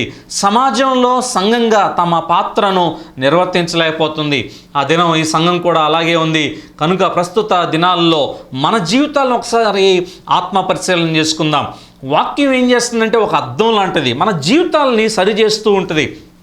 వాక్యం అంటే ఎప్పుడు అది ప్లీజింగ్గా ఉండాలని కోరుకుంటాం, చాలాసార్లు ఆశీర్వాదకరంగా ఉండాలని కోరుకుంటాం, చాలా ఇంపుగా ఉండాలని కోరుకుంటాం, మేలులు జరగాలని కోరుకుంటాం. అబ్బా బాగా చెప్పారని మనం చెప్పి సంబరపడిపోతుంటాం. కేవలం దానికి మాత్రమే కాదు, కానీ వాక్యము ప్రాముఖ్యంగా మనల్ని ఆత్మీయంగా బలపరుస్తూ ఉంటుంది, ఆత్మీయంగా సరిచేస్తూ ఉంటుంది. వెనక్కి వెళ్ళిపోతే తిరిగి రైట్ ట్రాక్లోనికి తీసుకొచ్చేది దేవుని వాక్యం. ఒకవేళ దేవుని వాక్యం ఉండకపోతే మన జీవితాలు ఎలా ఉండేయో ఒకసారి ఆలోచించండి. ఎవరికి వారు మేం చెప్పిందే వేదం అనే ఫీలింగ్లో ఉండేవాళ్ళేమో.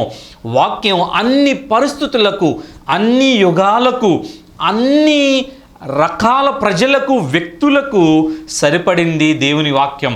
ఈ దేవుని వాక్యం ద్వారా చాలా ప్రాముఖ్యమైన విషయాలు మనం తెలుసుకోవాలి. ఈరోజు మనం చూడబోయే సంఘము ప్రకటన గ్రంథంలోని 7 సంఘాలలో ఒక సంఘం. గతంలో మీకు జ్ఞాపకం చేస్తున్నాను, గతంలో స్ముర్నా అనే సంఘాన్ని మనం చూసాం, ఫిలదెల్ఫియా అనే సంఘాన్ని మనం చూసాం. ఈరోజు మరొక సంఘాన్ని మనం చూడబోతున్నాం. ఈ 7 సంఘాలు కూడా ఒక్కొక్క కోణంలో మనం పరిశీలించవచ్చు. ఒక్కొక్క సంఘం ఒక్కొక్క విభిన్నమైన రీతిలో ఉంది. నేటి ప్రస్తుత సంఘాలు ఎలా ఉన్నాయో ఈ సంఘాలు కూడా అలాగే ఉన్నాయి. కొన్ని వేల సంవత్సరాలు అయిపోయిందేమో, కానీ ఈ రోజు కూడా వాక్యము, it's a living word which is applicable to the present day church. ప్రస్తుత దిన సంఘానికి ఈ వాక్యాన్ని అక్షరాల అన్వయించవచ్చు. డినామినేషన్ భేదం కాదు, కానీ సంఘంగా, విశ్వాసుల సమూహంగా ఈ సంఘం నుంచి మనం ఒకసారి పరిశీలన చేసుకుందాం. మనం ఎలా ఉన్నామో ఒకసారి మనం ఆలోచిద్దాం. ఈరోజు మనం చూడబోయే సంఘము ద చర్చ్ ఇన్ లవోదికియా, లవోదికియా సంఘాన్ని మనం చూడబోతున్నాం. ఈ లవోదికియా సంఘాన్ని చూస్తే, లవోదికియా సంఘం గురించి అర్థం చేసుకోవాలంటే ఆ దినాన పరిస్థితుల్ని ఒక్కసారి తెలుసుకోవాలి. ఈ లవోదికియా అనే పట్టణము క్రీస్తు పూర్వము 240 సంవత్సరంలో కట్టబడిందంట. అర్కిపస్ II లేకపోతే అర్కిపస్ II అనే రాజు ఈ పట్టణాన్ని కట్టించాడు.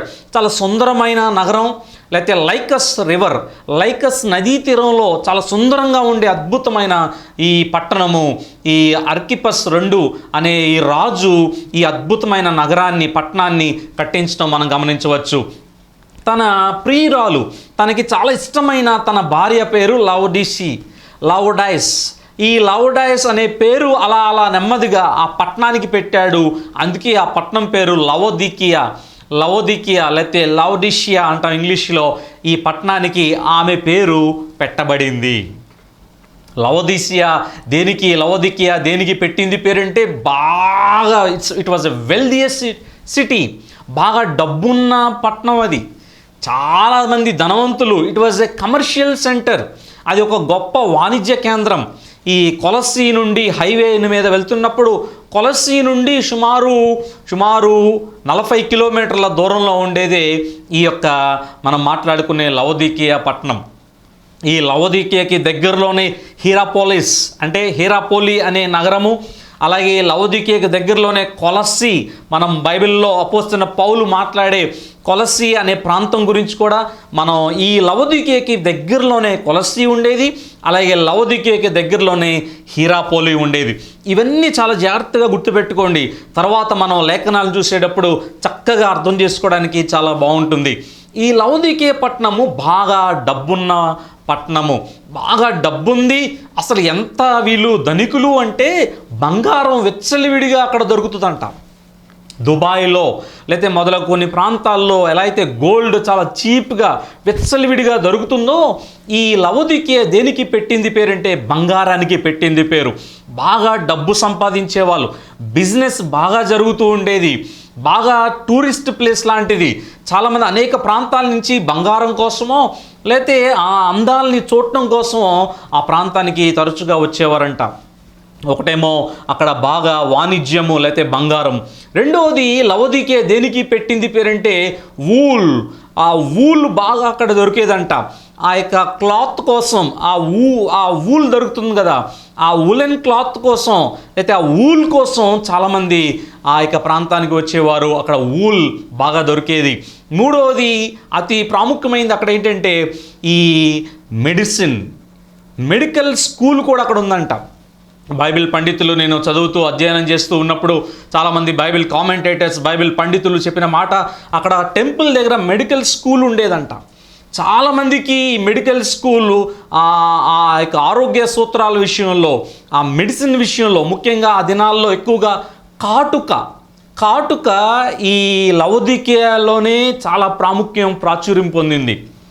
ఈ భారతదేశపు స్త్రీలు కూడా ఎక్కువగా వాడే కాటుక, పూర్వ దినాల్లో మరి ఎక్కువగా స్త్రీలు మరి గ్రామాల్లో మనం ఇప్పటికీ మనం చూడగలం కాటుక పెట్టుకుంటూ ఉంటారు.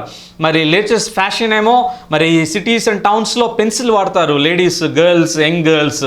కానీ కాటుక మనం బాగా భారతదేశంలో కూడా మనం చూడగలం. అలా లవోదికియాలో ఒక మెడిసిన్ లాగా కాటుకను, అలాగే సాంప్రదాయంగా అక్కడ సాంప్రదాయ విలువలు కూడా బాగా ఉండేవి.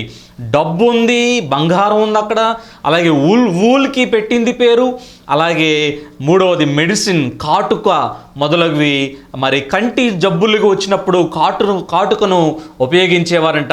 అది కూడా బాగా ఫేమస్. లవోదికియా పట్టణం అన్నీ ఉన్నాయి. లవోదికియా పట్టణము కొలసీకి దగ్గరలో హైవే పక్కనే ఉంది, నదీ తీరంలో ఉంది, లైకస్ నదీ తీరంలో ఉంది, డబ్బు ఉంది, వాణిజ్యం జరుగుతున్నాయి, అన్నీ బాగున్నాయి. ఒకానొక పరిస్థితుల్లో భయంకరమైన భూకంపం వచ్చిందంట. ఆ పట్టణం అంతా శిథిలం అయిపోయింది, మొత్తం కుప్పకూలిపోయింది, అంతా నాశనం అయిపోయింది. క్రీస్తు శకము 60వ సంవత్సరంలో మరొకసారి భూకంపం వచ్చిందంట. అంటే క్రీస్తు శకం అంటే AD 60లో కూడా మరొకసారి భూకంపం వచ్చి నా పట్టణం అంతా శిథిలం అయిపోయిందంట. అప్పుడు అది నా రోమా చక్రవర్తి అన్నాడంట, మీకేమైనా సహాయం చేయమంటారా? మీ పట్టణాన్ని తిరిగి పునర్నిర్మించుకోవడానికి, తిరిగి కట్టడానికి నేను నా వంతు సహాయం చేయడానికి సిద్ధంగా ఉన్నానంటే, వీళ్ళు ఎలాంటి ప్రజలో చూడండి. లవొదికయ మాకేం అవసరంలా, మాకు చాలా డబ్బు ఉంది, మేము కట్టుకోగలం అని చెప్పి తమకు తాము 6 సంవత్సరాల్లోనే తిరిగి ఆ పట్టణం పునర్నిర్మాణం జరిగింది, మళ్ళీ కట్టబడింది. 6 సంవత్సరాల్లోనే భూకంపంతో శిథిలమైపోయి పతనమైపోయి కుప్పకూలిపోయిన పట్టణం మళ్ళీ 6 సంవత్సరాల తర్వాత అది మళ్ళీ పునర్నిర్మించబడింది. లవొదికయ డబ్బుకి పెట్టింది పేరు. లవొదికయ సెల్ఫ్ ఎస్టీమ్, ఆత్మ గౌరవానికి పెట్టింది పేరు. బాగా డబ్బు ఉంది, వాణిజ్యం ఉంది, ఊళ్ళు అక్కడ దొరుకుతుంది, అక్కడ కాటుక మెడిసిన్ బాగా దొరుకుతుంది, అక్కడ అన్నీ ఉన్నాయి. ఇలాంటి లవొదికయ పట్టణంలోనే దేవుడు ఇక్కడ మనకి మాట్లాడుతూ మరి అపోస్తలుడైన యోహాను భక్తుని ద్వారా ఈ సంఘానికి ఒక లేఖను పంపించటం, ఈ సంఘం యొక్క పరిస్థితులను బట్టి ఆ సంఘాన్ని ఏ రీతిగా ఆత్మీయంగా సరిదిద్దుతున్నాడో దేవుడు ఇక్కడ మనం చూడగలం. ఈ సంఘం నుంచి కొన్ని ప్రాముఖ్యమైన విషయాల్ని ఒకసారి మనం గమనిద్దాం. దయచేసి బైబిల్స్ ఉన్న వారందరూ తీయండి, దయచేసి చూడండి. చూస్తే మనకు అర్థమవుతుంది లేఖనాలు. మనం వచనం వెంబడి వచనం మనం వెళ్ళబోతున్నాం. ప్రకటన గ్రంథము 3వ అధ్యాయము 14వ వచనం నుండి 22వ వచనం వరకు మనం చూడబోతున్నాం. ప్రకటన గ్రంథము 3వ అధ్యాయము 14వ వచనం నుండి 22వ వచనం వరకు. 14వ వచనం, లవొదికయలో ఉన్న సంఘపు దూతకు ఇలాగు రాయుము. అది నా పత్రిక, లేకపోతే ఈ యొక్క లెటర్, లేకపోతే ఈ సంఘానికి లెటర్ ఎవరికి ఇవ్వబడిందంటే, ఎవరిని ఉద్దేశించి రాయబడిందంటే సంఘాన్ని ఉద్దేశించి రాయబడింది. కానీ మెసెంజర్ అంటే ఆ పాస్టర్కి ఈ పత్రికను అప్పగించండి, ఆ పాస్టర్కి ఈ దూత, సంఘపు దూతకు ఇలాగూ రాయుము అని చెప్పి ఇక్కడ మనం గమనించాలి. ఏమని రాస్తున్నాడు? ఆమెన్ అనువాడును, నమ్మకమైన సత్యసాక్షియు, దేవుని సృష్టికి ఆదియునైన వాడు చెప్పు సంగతులేవనగా. మనం ఇప్పటి వరకు చాలా సంఘాలు మనం చూస్తూ ఉన్నాం కదా. ప్రకటన గ్రంథంలోని 7 సంఘాల్లో కూడా ఒకటి రిపీటెడ్గా వస్తుంది. మొదటి వచనంలోనే ఆ సంఘానికి యేసుక్రీస్తు వారి యొక్క నామాల్ని జ్ఞాపకం చేస్తున్నాడు. యేసుక్రీస్తు వారికి ఉన్న అనేక నామాల్లో ఇక్కడ కొన్ని నామాలు చాలా స్పష్టంగా ఇక్కడ ఇవ్వబడినవి. ఆయన ఎంత గొప్పవాడో ఇక్కడ వివరించబడింది. ఆయన గురించి డిస్క్రిప్షన్ ఇక్కడ మనం చూస్తున్నాం. ఆయనకున్న నామాల్ని ఇక్కడ మనం చూస్తున్నాం. ఇక్కడ మనం గమనించినట్లయితే 7 సంఘాలు ఒక్కొక్క కోణంలో మనం చూడగలం. మొదటి సంఘం మనం చూస్తే ఉదాహరణకు ఎఫెసు అనే సంఘము తొలి ప్రేమను మర్చిపోయిన సంఘం అది. రెండవది స్ముర్ణ అనే సంఘము హింసింపబడుతున్న సంఘం అది. 3వ సంఘము పెర్గెము అనే సంఘము అక్రమంతో కూడిన సంఘం అది. 4వ తోయితైరే అనే సంఘము రాజీ పడిపోతున్న సంఘం అది. 5వది సార్దిస్ అనే సంఘము ఆత్మీయంగా చచ్చుబడిపోయిన సంఘము, డెడ్ చర్చ్. 6వది ఫిలదెల్ఫియా సంఘము, ఫెయిత్ఫుల్, నమ్మకమైన సంఘం. 7వది ఇప్పుడు మనం చూస్తున్న సంఘము లవొదికయ సంఘము, నులివెచ్చని సంఘం. ఈ సంఘం అనేక విషయాలు మనం చూడబోతున్నాం. ఈ సంఘాన్ని ఉద్దేశించి రాస్తూ అంటున్నాడు, ఆమెన్ అనువాడును. ఆమెన్ అనే మాటకు అర్థం let it be, so be it, అవునుగాక, జరుగునుగాక. ఈ లేఖను, ఈ పత్రికను రాస్తున్నది ఎవరు అంటే ఆమెన్ అనువాడు. ఆయన చెప్తేనే ఏదైనా జరుగుద్ది, ఆయన చెప్పిన తరువాతే అది జరుగుతుంది. ఇంకా మన భాషలో చెప్పాలంటే తథాస్తు, జరిగింది, జరగాలి, జరుగునుగాక, జరుగుతుంది, అవునుగాక. ఈ పత్రికను ఎవరు రాస్తున్నారంటే లవొదికయ సంఘమా? గుర్తుపెట్టుకోండి, ఆమెన్ అనువాడును. సమస్తాన్ని కలుగు చేస్తున్న దేవుడు ఆయన జరుగునుగాక అని చెప్తేనే జరిగింది. కనుక గుర్తుపెట్టుకోండి, మీరు కూడా ఆయన ఆధీనంలోనే ఉన్నారు. ఆయన సార్వభౌముడు అనే విషయాన్ని ఇక్కడ జ్ఞాపకం చేస్తున్నాడు. ఆమెన్ అనువాడును, నమ్మకమైన సత్యసాక్షియు. ఈ దేవుడు ఎలాంటి వాడంటే నమ్మకమైన సత్యసాక్షి. ఇదే మాట మొదటి అధ్యాయము ప్రకటన గ్రంథము 5వ వచనంలో కూడా అక్కడ రిపీట్ అయింది. చూడండి, మృతుల్లో నుండి ఆది సంభూతుడిగా లేచిన వాడును, నమ్మకమైన సాక్షియు, నమ్మకమైన సత్యసాక్షి అన్నాడు ఇక్కడ. ఈ దేవుడు లవొదికయ సంఘమా? నమ్మకమైన వాడు. పరిస్థితులు ఏవైనప్పటికీ ఆయన మారడు, ఆయన మార్పు చెందడు, ఊసరవెల్లిలాగా రంగులు మార్చాడు. సంగమా, ఈ పత్రికను రాస్తున్నది నమ్మకమైన సత్యసాక్షి. ఈ పత్రికను మీకు పంపించింది నమ్మకమైన సత్యసాక్షి. ఇది మన దేవుడు నమ్మకమైన వాడు, ఆయన నమ్మదగిన వాడు. మనుషులు మనం నమ్ముకోలేం. మనుషులు ఒక్కొక్క స్టేజ్లో ఒక్కొక్కలాగా ఉంటారు, ఒక్కొక్క పరిస్థితుల్లో ఒకలాగా ఉంటారు, ఒక్కొక్క పరిస్థితిని బట్టి ఒక్కొక్క విధంగా రెస్పాండ్ అవుతారు. మనుషులు అలా ఉంటారు, కానీ దేవుడు అలాంటి వాడు కాదు. దేవుడు ఆయన అన్ని పరిస్థితుల్లో కూడా ఒకేలా ఉంటాడు. Unchangeable God and faithful God and God who is trust worthy, మనం నమ్ముకొనదగిన సహాయకుడు అని కీర్తనల్లో అనేక సందర్భాల్లో మనం చూస్తాం. ఆయన ఆమేన్ అనువాడు, ఆయన నమ్మకమైన సత్యసాక్షి. అంత మాత్రమే కాదు, దేవుని సృష్టికి ఆదియునైన వాడు. ఇంగ్లీష్ బైబిల్లో అద్భుతంగా ఇస్తాడు, రూలర్ ఆఫ్ గాడ్స్ క్రియేషన్. ఈ సృష్టిని అంతటినీ రూల్ చేసేవాడు ఆయన. ఈ సృష్టి అంతటికీ ఆది అయిన వాడు. లవోదికీయ సంఘమా, మీ డబ్బును బట్టి, మీ మీకున్న కమర్షియల్ సెంటర్ని బట్టి, మీకున్న మెడికల్ సెంటర్ని బట్టి, మీకున్న ప్రఖ్యాతను గాంచిన పరిస్థితిని బట్టి మీరు విర్రవీగుతున్నారేమో. ఒకటి గుర్తుపెట్టుకోండి, ఈ సృష్టి అంతటికి ముందు నేనున్నాను, మీ అందరి ముందు నేనున్నాను. మిమ్మల్ని కలుగు చేసిన వాడును నేనే, మిమ్మల్ని చేసింది నేనే, నా రూపంలో నా పోలికలో చేసింది నేనే. సంగమా, ఈ విషయం గుర్తుపెట్టుకోండి. ఈరోజు ఏదో మనం వాక్యం వింటున్నాం, ప్రార్థనలు చేస్తున్నాం, అన్నీ చేస్తున్నాం. అసలు do we have fellowship with God? దేవునితో నీకు వ్యక్తిగత సహవాసం ఉందా? ఆయనతో స్పెండ్ చేస్తున్నామా? బిజీ బిజీ బిజీ అని సరిపోతుంది.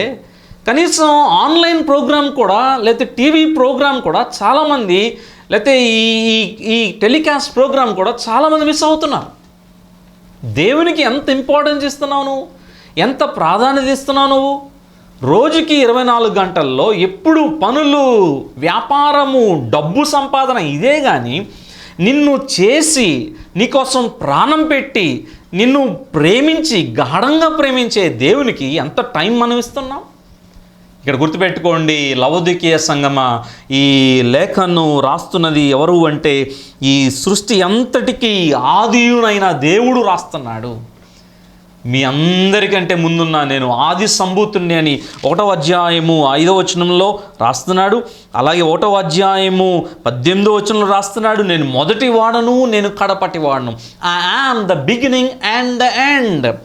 మీ అందరికంటే జగత్తు పునాది వేయబడక ముందే, అసలు ఈ సృష్టి ఏమీ లేకముందే నేనున్నాను.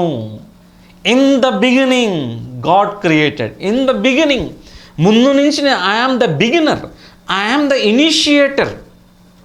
I am everything and I am in the beginning and I will be till the end. ఈ దేవుడు ఎంత గొప్ప దేవుడు అంటే, లవోదికీయ సంఘమా, ఈ విషయాలన్నీ మీరు మర్చిపోయారు. మరొకసారి మీకు జ్ఞాపకం చేస్తున్నాను, ఈ సృష్టి అంతటికీ ఆదియునైన వాడు చెప్పు సంగతులు ఏమనగా. ఈ మాటలు చెప్తున్నది రాజకీయ నాయకులు కాదు, ఈ మాటలు చెప్పేది సామాన్యం ఒక వ్యక్తి కాదు, దేవుడు. ఆమేన్ అనువాడు, ఆయన చెప్తే జరుగును గాక, జరుగుతుంది. నమ్మకమైన వాడు, అలాగే సృష్టి అంతటికీ ఆదియునైన వాడు ఈ సంగతులు చెప్తున్నాడు. మీ గురించి ఈ సంగతులు మీకు తెలియజేస్తున్నాను, ఒక్కసారి వినండి అని చెప్తున్నాడు. చూడండి 15వ వచనం చూడండి, నీ క్రియలను నేను ఎరుగుదును. I know your deeds. మీరేమనుకుంటున్నారంటే మాకు డబ్బు ఉంది, మాకు అన్నీ ఉన్నాయి, మేము బాగా సంపాదిస్తున్నాం, మాకు బంగారం చాలా ఉంది, మాకు ఇంకేంటి, మా ఇష్టం వచ్చినట్టు మేము జీవిస్తాం. అంతే కదా. ఈ దినాన సంఘం అవసరం అంటే దేవుడు, అవసరం అంటే పాస్టర్ గారు, ఏదన్నా అవసరం అంటే దేవుడు గుర్తొస్తాడు, ఏడుస్తాం దేవుని పాదాలు పట్టుకొని. దేవుడు అవసరం తీర్చిన తర్వాత అడ్రస్ గల్లంత ఎక్కడున్నాడో ఎత్తుక్కోవాలి. ఎన్నో చెప్తాం, దేవుడు అంటే ఇష్టం అండి, చాలా మాటలు చెప్తాం, మాటలు ఎక్కువ ఉంటాయి. కానీ వ్యక్తిగత అనుదిన జీవితంలో do we have that intimacy with God? ఆయనకి ఇష్టమైన వారంగా జీవిస్తున్నామా? ఆయన మన క్రియలు మన ఇష్టపడుతున్నాడు. ఆయన మనం ఎలా జీవిస్తున్నామో ఆయనకి ఇష్టమేనా? ఒకసారి మనం ఏంటంటే ఎప్పుడు ఎలా అలవాటు పడిపోయామంటే ఎదుటి వారిని గురించి మనం ఆలోచిస్తాం. వాడికంటే నేను చాలా బెటర్ అండి, వాడి ఇంకా దౌర్భాగ్యుడు, వాడికంటే నేను చాలా బెస్ట్. ఒక్కసారి మనల్ని మనం పరిశీలన చేసుకుందాం. లవోదికీయ సంఘమా, లవొదికీయ సంఘంలోని ప్రతి ఒక్కరిని ఉద్దేశించి నేను మాట్లాడుతున్నాను. నీ క్రియలను నేను ఎరుగుదును. మన క్రియలు ఎలా ఉన్నాయి? దేవునికి తెలియదు అనుకుంటున్నారా మన గురించి? పిల్లి పాలు తాగుతూ అనుకుంటుందంట, ఎవరు చూడలేదులే అని. మనం కూడా చాలాసార్లు మనం ఇష్టం వచ్చినట్టు మనం జీవిస్తాం. దేవుడు మాత్రం మనల్ని క్షమించేయాలి, దేవుడు మాత్రం ఆశీర్వాదాలు, గొప్ప కార్యాలు అన్నీ ఇచ్చేయాలి, మేలులు.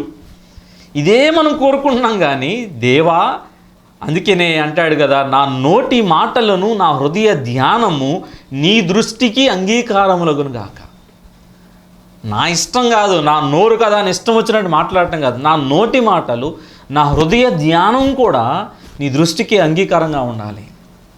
లవొదికీయ సంఘం నుంచి ఒక్కసారి మన హృదయాలని ఒక్కసారి ఆత్మ పరిశీలన చేసుకుందాం. నన్ను నేను పరిశీలించుకుంటాను, మిమ్మల్ని మీరు పరిశీలన చేసుకోండి. నీ క్రియలను నేను ఎరుగుదును. ఏంటి వారి క్రియలు? వారు ఎలా ఉన్నారో ఒకసారి చూడండి.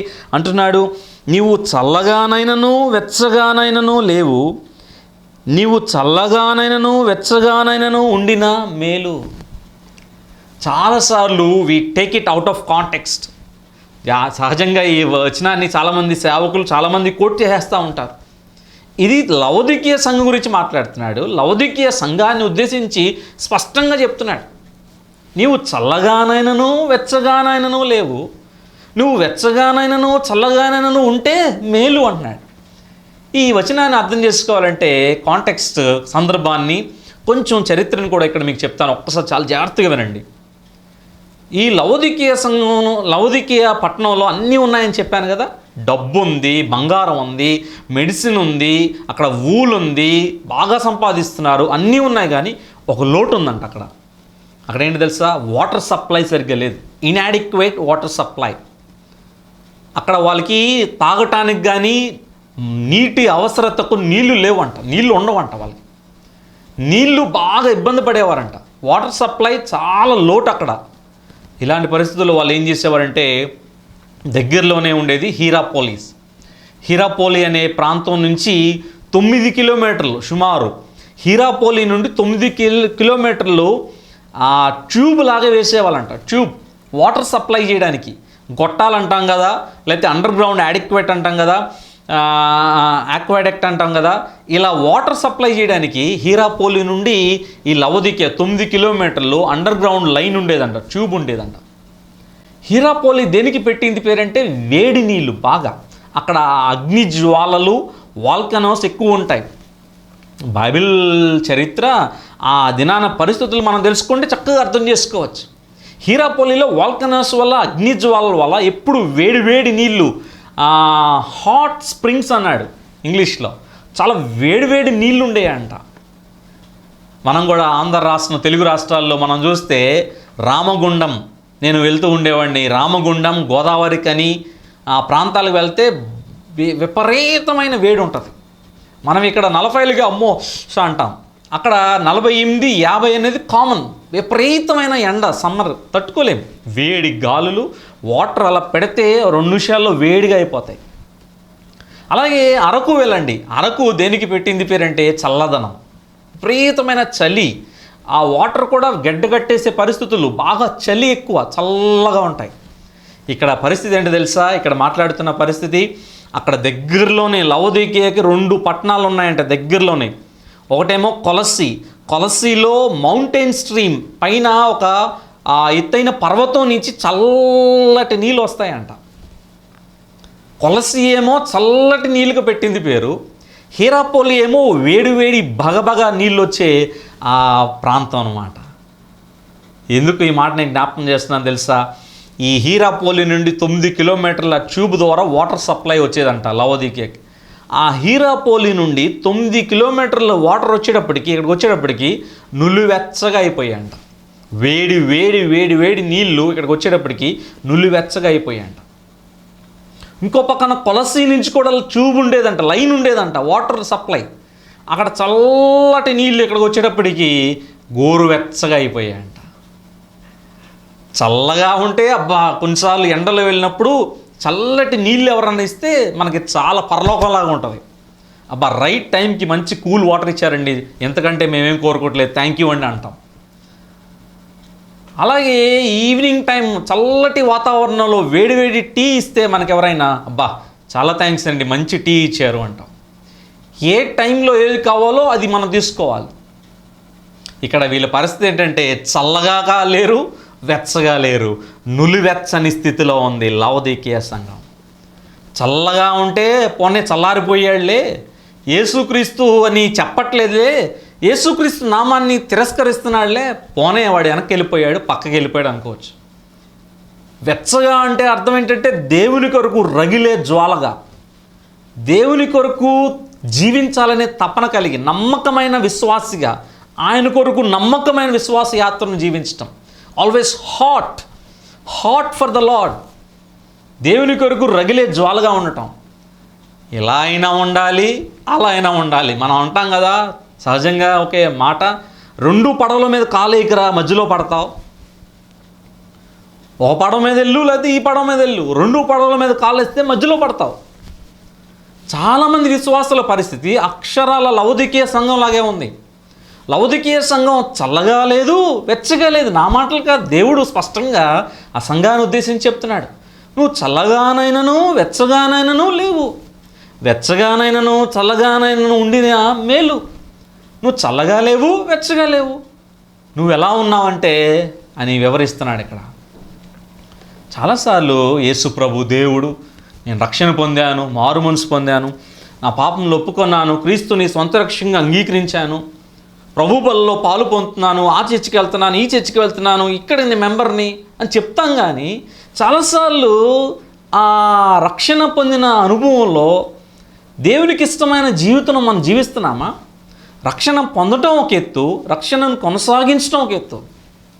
చాలామంది రక్షణ పొందుతారు కానీ వారు దేవునిలో ఎదగరు, దేవునికి ఇష్టమైన జీవితం జీవించరు. ఇక్కడ మాట్లాడుతున్నాడు లవొదికీయ సంఘమా, నువ్వు చల్లగా లేవు, నువ్వు వెచ్చగా లేవు. ఆ వాటర్ హీరాపోలి నుండి వేడి వాటరు, కానీ ఇక్కడికి వచ్చేపాటికి నులివెచ్చగా అయిపోతున్నాయి. వేడి నీళ్ళతో స్నానం చేయలేము, చన్నీళ్ళతో స్నానం చేయలేము, నులివెచ్చని పరిస్థితి. ఆత్మీయ జీవితంలో నేటి సంఘాలు అలాగే ఉన్నాయి.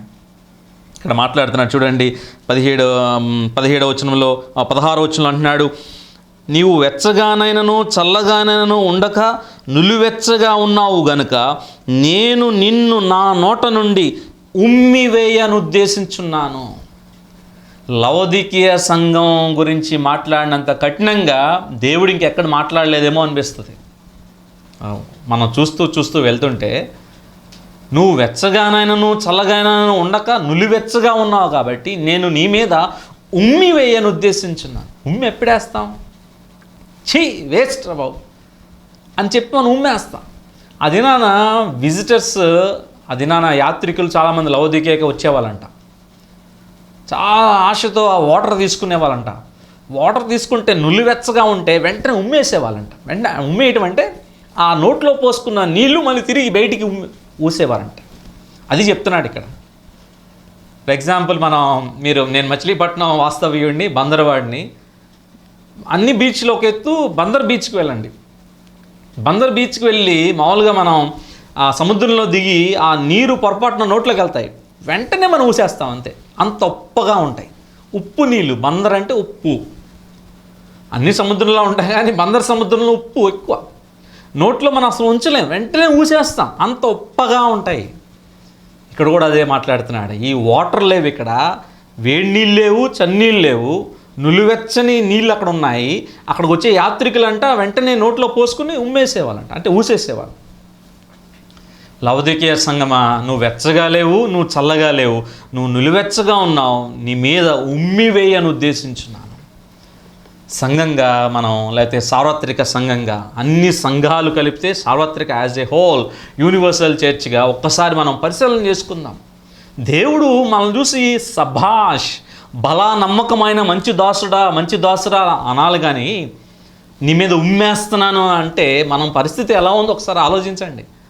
మనం ఒకలాంటి భ్రమలో ఉంటాం. నేను చాలా గ్రేట్ బిలీవర్నండి, నాకు ఉన్న బైబిల్ జ్ఞానం కానీ, నాకున్న ప్రార్థనా స్పిరిట్ కానీ ఎవరికి ఉండదండి, చాలా అరుదండి. దేవుడు నాకు ఇచ్చాడండి గిఫ్ట్. ఎవరు అడగరో, మనకు చెప్పేసుకుంటాం, ఫీల్ అవుతూ ఉంటాం. ఆ ఫీలింగ్ యూటోపియా అంటాం, అంటే ఇమాజినరీ వరల్డ్, ఊహాలోకంలో విహరిస్తూ ఉంటాం, ఆత్మీయ ఊహాలోకం. చాలాసార్లు ఇదే అదే చెప్పా కదా ముందు, నిద్రపోతున్న వారిని లేపచ్చు, కానీ నిద్రపోతున్నట్టు నటించే వారిని లేపడం చాలా కష్టం. ఈ లవోదికీయ సంఘము వేషధారణతో నిండిపోయింది. దేవుడు ఇది కాదు కోరుకునేది. దేవుడు కోరుకునేది మన హృదయాన్ని. ఆయన మన హృదయాన్ని కోరుకుంటున్నాడు. విలువైన రక్తం ఇచ్చి మనల్ని కొన్నాడు. ఆయన తన సొత్తుగా మనల్ని చేసుకున్నాడు. ఆయనకి ఇష్టమైన వారంగా క్రీస్తు సారూప్యంలోనికి మనం మార్చబడాలి. క్రీస్తుని మనం చూపించాలి. క్రీస్తుని అనుకరించి మనం ఈ లోకంలో జీవించాలి. అది important. He should be our role model. He should be our lighthouse. We should walk in the footsteps of Jesus Christ. ఈ లోకం ఎంత మనల్ని ప్రభావితం చేస్తుందో గమనిస్తున్నారా? తెలియట్లే మనకి. తెలియకుండానే సంఘంలో కూడా చచ్చుకుపోయింది. మొబైల్ ఫోన్ వ్యక్తిగతంగా చూస్తే ఫోన్ లేకుండా ఒక అవయవంలాగా అయిపోయింది. ఇప్పుడు మనం బతకాలంటే మనం గుండె కొట్టుకోవాలి. ఫోన్ లేకపోతే బతకడం కష్టమైపోయింది చాలామందికి. అవసరానికి వాడుకోవటం వేరు, గంటల తరబడి రోజంతా ఎక్కువ సమయం వాట్సాప్, ఫేస్బుక్, యూట్యూబ్. మళ్ళీ చెప్తాడు దేవుడు పాటలు వింటున్నానండి. ఏం దేవుడి పాటలు? దేవునితో గడుపు. నువ్వు దేవుని పాటలు వినటం కాదు, దేవునితో స్పెండ్ చేయి. నువ్వు డైరెక్ట్గా దేవునితో మాట్లాడు. ఏదో పాటలు విని ఏదో మైమర్చిపోయి ఎమోషనల్ ఇది కాదు. మనం చేయాల్సింది దేవునితో వ్యక్తిగతంగా ఆ సహవాసం మనకు ఉండాలి. ఈ సంబంధాన్ని మనం బలపరుచుకోవాలి. ఆయనతో సహవాసం ద్వారా దేవుని బిడ్డలతో సహవాసం చేయి. దేవుని బిడ్డలతో కొంచెంసేపు మాట్లాడు, ఫోన్ చేసి దేవుని విషయాలు చర్చించు. ఇవేమి ఈ రోజులు కనిపించట్లేదండి. ఈ రోజులు కనిపించట్లేదు. ఎవరికి వాళ్ళు మేమే గొప్ప, ఎవరికి వాళ్ళు నేనే గొప్పవాడిని, నా జ్ఞానం గొప్పది, నా బైబిల్ జ్ఞానం గొప్పది, నేను మాట్లాడినట్టు ఎవరు మాట్లాడలేరు, నాకు తెలిసినట్టు ఎవరికి తెలియదు. ఒకలాంటి లవోదికీయ సంఘము సెల్ఫ్ ప్రైడ్ లేకపోతే వ్యక్తిగతంగా ఆత్మీయ గర్వంతో నిండిపోయింది. ఈ రోజుల్లో కూడా మనం చూస్తాం కదా, ఇదే మాట్లాడుతున్నాడు. ఇక్కడ కూడా అదే కదా. చూడండి 17వ వచనం చూడండి ఎట్లా మాట్లాడుతున్నాడో భయం వేస్తుంది వచనాలు చదవాలంటే. నీవు దౌర్భాగ్యుడవు, దిక్కుమాలిన వాడవు, దరిద్రుడవు, గుడ్డివాడవు, దిగంబరుడువై ఉన్నావని ఎరుగక. ఏంటి ఈ బైబిల్లో ఏంటి ఈ మాటలు ఏంటి అంటారు కొంతమంది. దేవునికి అంత కోపం వచ్చింది మన పరిస్థితి చూసి. లవోదికీయ సంఘాన్ని చూసినప్పుడు దేవునికి ఒకవేళ కోపం వచ్చిందేమో, దేవుడు బాధపడుతున్నాడు. ఆవేదనతో మాట్లాడే మాటలు ఇవి. దిక్కుమాలినోడా అంటాం కొంతమందిని. ఎందుకు?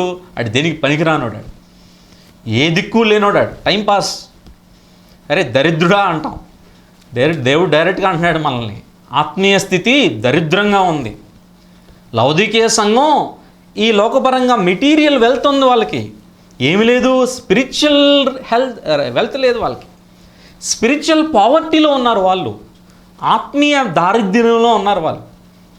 డబ్బు అయితే బాగా ఉంది. కొంతమందిని చూస్తాం కొన్ని సంఘాలు, ఏమండి మేము కట్టినట్టు అసలు విజయవాడలో ఎవరైనా ఉన్నారో చూపించండి. మా సంఘము మేము టైల్స్ రాజస్థాన్ నుంచి తెప్పించామండి. ఈ లైట్స్ ముంబై నుంచి వచ్చింది. లైట్స్ మా చర్చ్ అంతా సెంట్రల్ ఏసీ అండి. పార్కింగ్ చూడండి, మా చర్చ్ పార్కింగ్ చూడండి. మేము వాడే సౌండ్ ఎక్విప్మెంట్ చూడండి, ఎక్కడైనా ఉందా? మా చర్చి చూడండి ఎంత విశాలంగా ఉంటుందో, ఎంత లేటెస్ట్ టెక్నాలజీ వాడతామండి మేము. సౌండ్ ప్రూఫ్ అండి మా చర్చి. బయట నుంచి చూస్తే ఎక్కడి నుంచి చూసినా ఈ రౌండ్ 360 డిగ్రీస్లో విజయవాడలో మా చర్చి కనిపిస్తుందండి. మా చర్చిలో వాడిన మెటీరియల్ చాలా గొప్పదండి. మా సంఘ పెద్దలు చాలా గొప్ప వాళ్ళండి. వాళ్ళందరూ ఎడ్యుకేటెడ్ ఎలైట్ పీపుల్. ఇదే దేవుడు కోరుకునేది. ఇదేమన్నా దేవుడు అడిగాడా? బాహ్యరంగంగా మెటీరియల్గా చూసి మనం మురిసిపోతున్నాం. Church is not a building at all. It's a wrong understanding. Church is group of believers. కేవలం సమకూడటానికి ఒక బిల్డింగ్, అది ఎంత పెద్ద బిల్డింగో చిన్న బిల్డింగో, అది ఏ ప్రూఫో ఆ ప్రూఫో, ఏసీయో నాన్ ఏసీయో, ఇది కాదు దేవుడు చూసేది. దాంట్లో ఉన్న విశ్వాసులు దేవునికి ఇష్టమైన వారుగా ఉన్నారా లేదా? ఇది ఆయన శరీరం. ఇది ఆయన శరీరం. ఓకే కట్టండి, కాదంటలేదు. డబ్బు ఉంటే కట్టండి, ఎంతైనా కట్టండి. కానీ అది ఇంపార్టెంట్ కాదు. ఇంపార్టెంట్ విషయం మర్చిపోతున్నాం.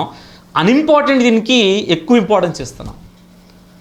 బిల్డింగ్కి ఎక్కువ ఇంపార్టెన్స్ ఇస్తున్నాం. మన ఆత్మీయ జీవితానికి మాత్రం పట్టించుకో. ఆత్మీయ జీవితం ఇంపార్టెంట్, దేవునితో సంబంధం సహవాసం ఇది ఇంపార్టెంట్. బిల్డింగ్ లేకపోయినా చాలా పల్లెటూరులో పూరిపాకల్లో ఉండి దేవుని ఆరాధించట్లేదా? దేవుడు వారి మధ్య లేరనుకుంటున్నారా? మనకంటే ఎక్కువగా దేవుని సన్నిధి అక్కడ ఉందేమో. లౌదికేయ సంఘమా, మీకు డబ్బును చూసి విర్రవీగుతున్నారు మీరు. ఇక్కడ అంటున్నాడు చూడండి ఒకసారి నా మాటలు, ఒకవేళ నేను అబద్ధం అంటున్నారేమో, లేఖనాలు చూడండి. నువ్వు దౌర్భాగ్యుడువు, నువ్వు దరిద్రుడివి, నువ్వు గుడ్డివాడవి, నువ్వు ఆత్మీయ అంధత్వంలో ఉన్నావు, నువ్వు చెప్పినా నీకు అర్థం కావట్లేదు.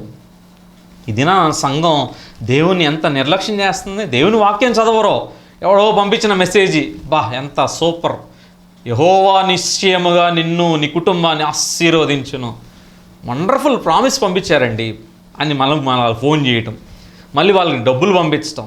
ఎంత దౌర్భాగ్యంగా ఉన్నావు. నీ స్టాండర్డ్ ఏంటో తెలిసిపోతుంది, మీ యొక్క ఆత్మీయ స్టాండర్డ్ ఏంటో దాన్ని బట్టి తెలిసిపోతుంది. ఇంట్లో ఉన్న దేవుని వాక్యం పరిశుద్ధ గ్రంథం తీసి మనం అధ్యయనం చేయం, చదవం, ధ్యానం చేయం, దీన్ని అర్థం చేసుకోవడానికి ప్రయత్నం చేయం, దీని వాక్యపు వెలుగులో మన జీవితాలను సరి చేసుకోవడానికి ఏమాత్రం ఇష్టపడం. కానీ మిడిమిడి జ్ఞానంతో, మిడిమిడి ఆలోచనలతో మనం సంఘం పూర్తిగా తప్పుదారి పడుతుంది. ఈ 20th సెంచరీ, 21st సెంచరీలో పూర్తిగా పతనపు స్థాయిలోనికి సంఘం వెళ్ళిపోతుంది. సార్వత్రిక సంఘం, లౌదికేయ సంఘమే ఒక రకంగా బెస్ట్ ఏమో మనకంటే. మన గురించి దేవుడు ఇప్పుడు రాయాలంటే అమ్మో మాటలు కూడా సరిపోవేమో. ఆ దినాన్ని దేవుడు అంటున్నాడు లౌదికేయ సంఘాన్ని, దౌర్భాగ్యుడు, నువ్వు దరిద్రుడివి, నువ్వు దిక్కుమాలినోడు అంటున్నాడు ఇక్కడ డైరెక్ట్గా. దిక్కుమాలిన వాడవును, గురుడ్డివాడువును, దిగంబరుడువై ఉన్నావని ఎరుగక. దిగంబరుడు అంటే ఏంటి? సిగ్గు లేనోడు. ఒక మాటలో చెప్పాలంటే దిగంబరుడు అంటే ఏంటి? బట్టలు ఏమి లేనోడు, నగ్నంగా ఉండేవాడు. వాడిని ఏమంటాం? సిగ్గు లేనోడు అనుకుంటాం. లేకపోతే ఇంకో మాటలు ఏమంటాం? మానసికం కాలేదేమో అనుకుంటాం. సిగ్గు కూడా వదిలేసావా లౌదికేయ సంఘమా? నువ్వు ఇష్టం వచ్చినట్టు జీవిస్తున్నావేంటి? డబ్బు ఉందని విర్రవీగుతున్నావా? సరి చేసుకో, జాగ్రత్త అని చెప్పి దేవుడు సంఘాన్ని హెచ్చరిస్తున్నాడు. కొన్నిసార్లు సిగ్గుపడట్లా. మనం సిగ్గుపడాల్సిన విషయాల్లో కూడా చాలా స్టేటస్గా ఫీల్ అవుతున్నాం. ఏమి లేదండి, 20,000 ఇస్తే చాలు మాకు బ్యాప్టిజం సర్టిఫికేట్ ఇస్తారు అని తీసుకుంటున్నాం.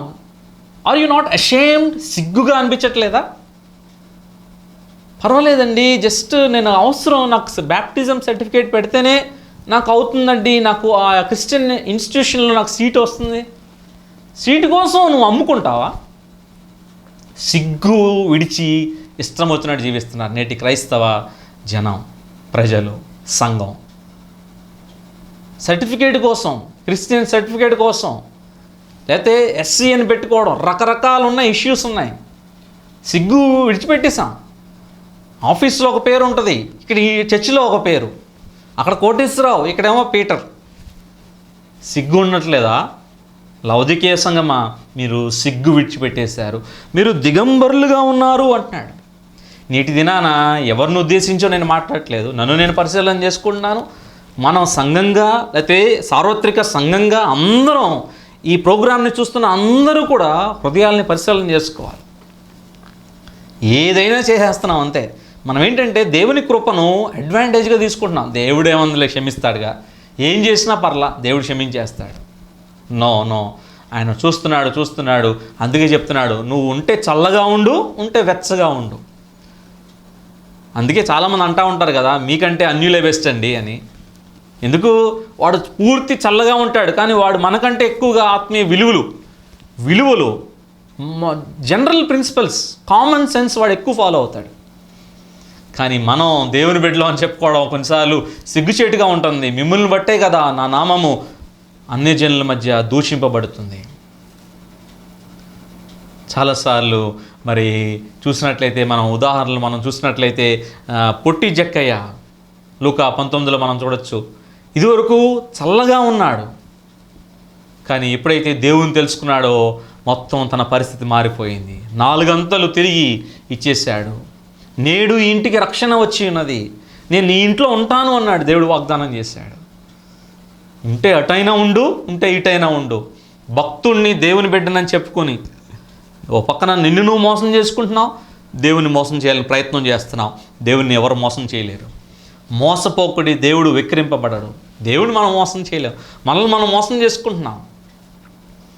వ్యక్తిగత సహవాసం లేదు, దేవుని బిడ్డలతో సహవాసం లేదు, పట్టుమని ఒక గంట సేపు ప్రార్థన చేయడం లేదు. ఈ దినాల్లో పట్టుమని ఒక 2-3 అధ్యాయాలు చదివి దేవుని వాక్యాన్ని ధ్యానం చేయడానికి ఇష్టపడట్లా.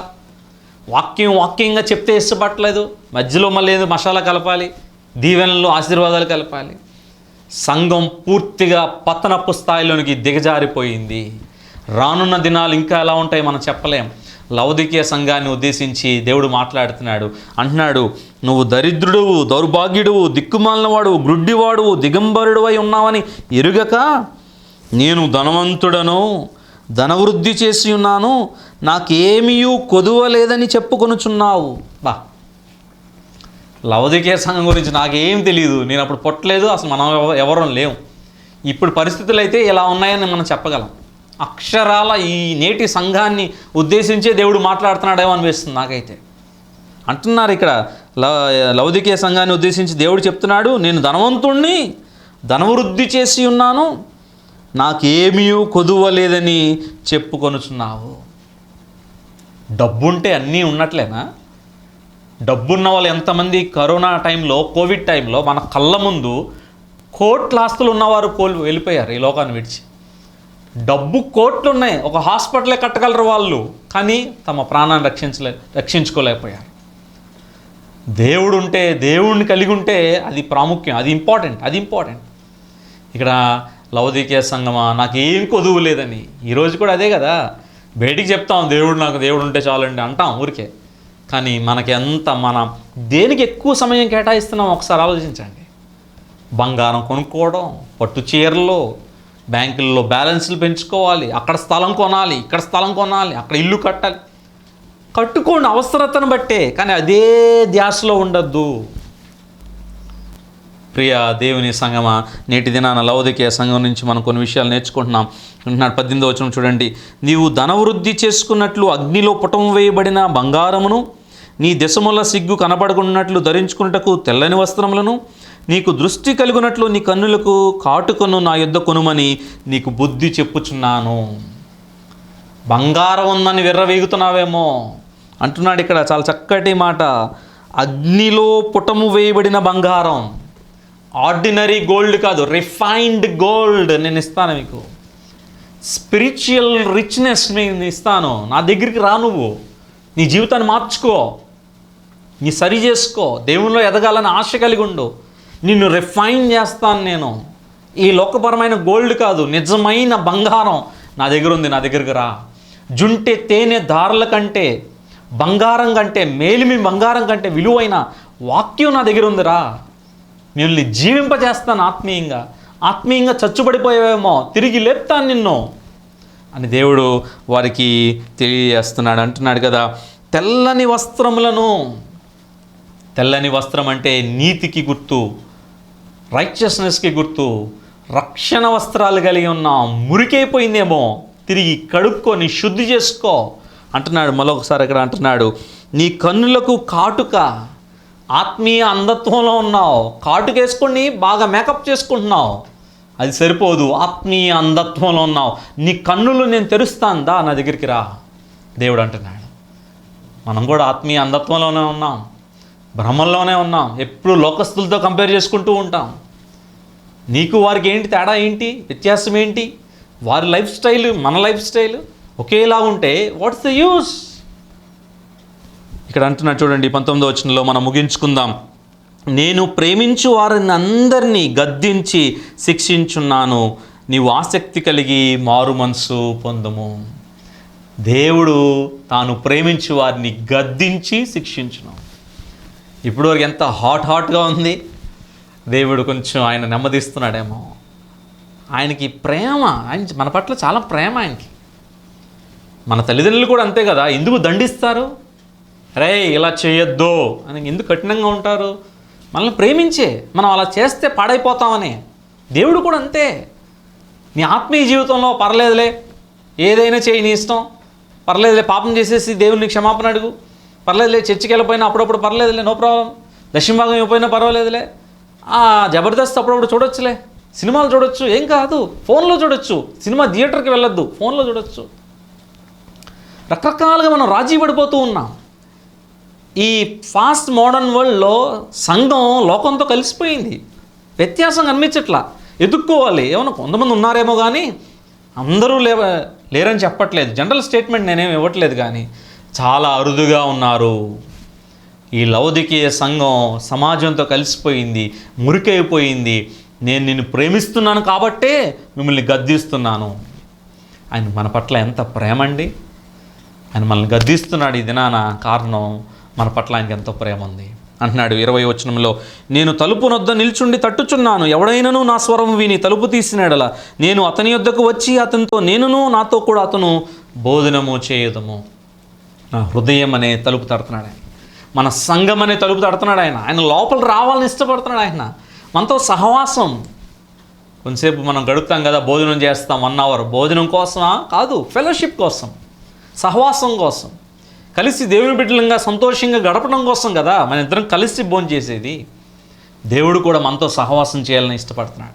మన హృదయంలోనికి రావాలని ఇష్టపడుతున్నాడు. మనతో గడపాలని ఇష్టపడుతున్నాడు. ఆయన ఇప్పుడు తహతహలాడతాడు మనతో స్పెండ్ చేయడానికి. మనమే రాము ఆయన దగ్గరికి. మనం ఎప్పుడు వీలైతే అప్పుడు వస్తాం, మన ఇష్టం వచ్చినట్టు వస్తాం. మధ్యలో ఫోన్ కాల్ వస్తే లేచిపోతాం. అంతే. దేవుడు జస్ట్ ఒక రోబోలాగా అనమాట. మనకి యూజ్ అండ్ త్రో. ఎప్పుడు అవసరం ఉంటే ఆ రోబోను వాడుకోవటం, పక్కన పడేయటం.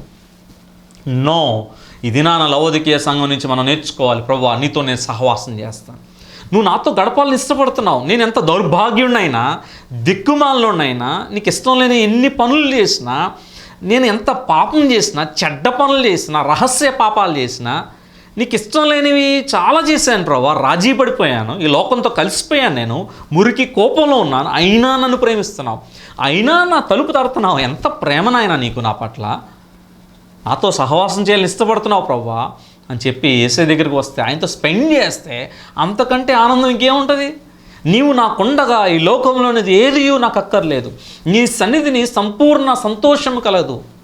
ఆయన సన్నిధిలో ఉన్న ఆనందం, ఆయనతో సహవాసంలో ఉన్న ఆనందం టైం కూడా తెలియదు కదా.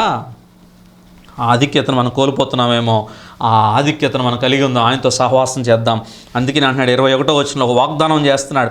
నేను జయించి నా తండ్రితో కూడా ఆయన సింహాసనం నందు కూర్చుండి అన్న ప్రకారము జయించు వానిని నాతో కూడా నా సింహాసనమందు కూర్చుండనిచ్చేదను. A great promise. సింహాసనం తండ్రి పక్కన నేనుంటాను, నా పక్కన నువ్వుంటావు అని వాగ్దానం చేస్తున్నాడు.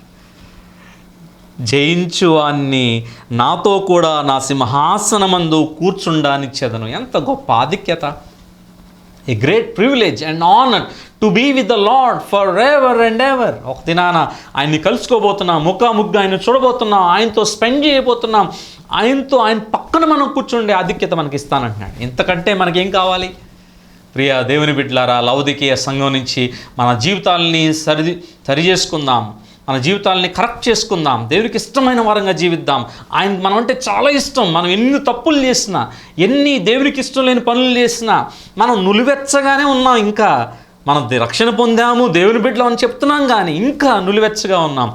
దేవుడు మనల్ని కడిగి, మనల్ని శుద్ధి చేసి, తిరిగి ఆయన రివైవ్ చేసి, తిరిగి ఆత్మీయంగా బలపరిచి, పురికొల్పి, మరి కోల్పోయిన ఆత్మీయ జీవితాన్ని తిరిగి గాడిలో పడి ముందుకు వెళ్ళడానికి దేవుడు సహాయం చేస్తాడు. ఆయన మనకుంటే చాలు. ఈ లోకపరమైన బంగారం తాత్కాలికం.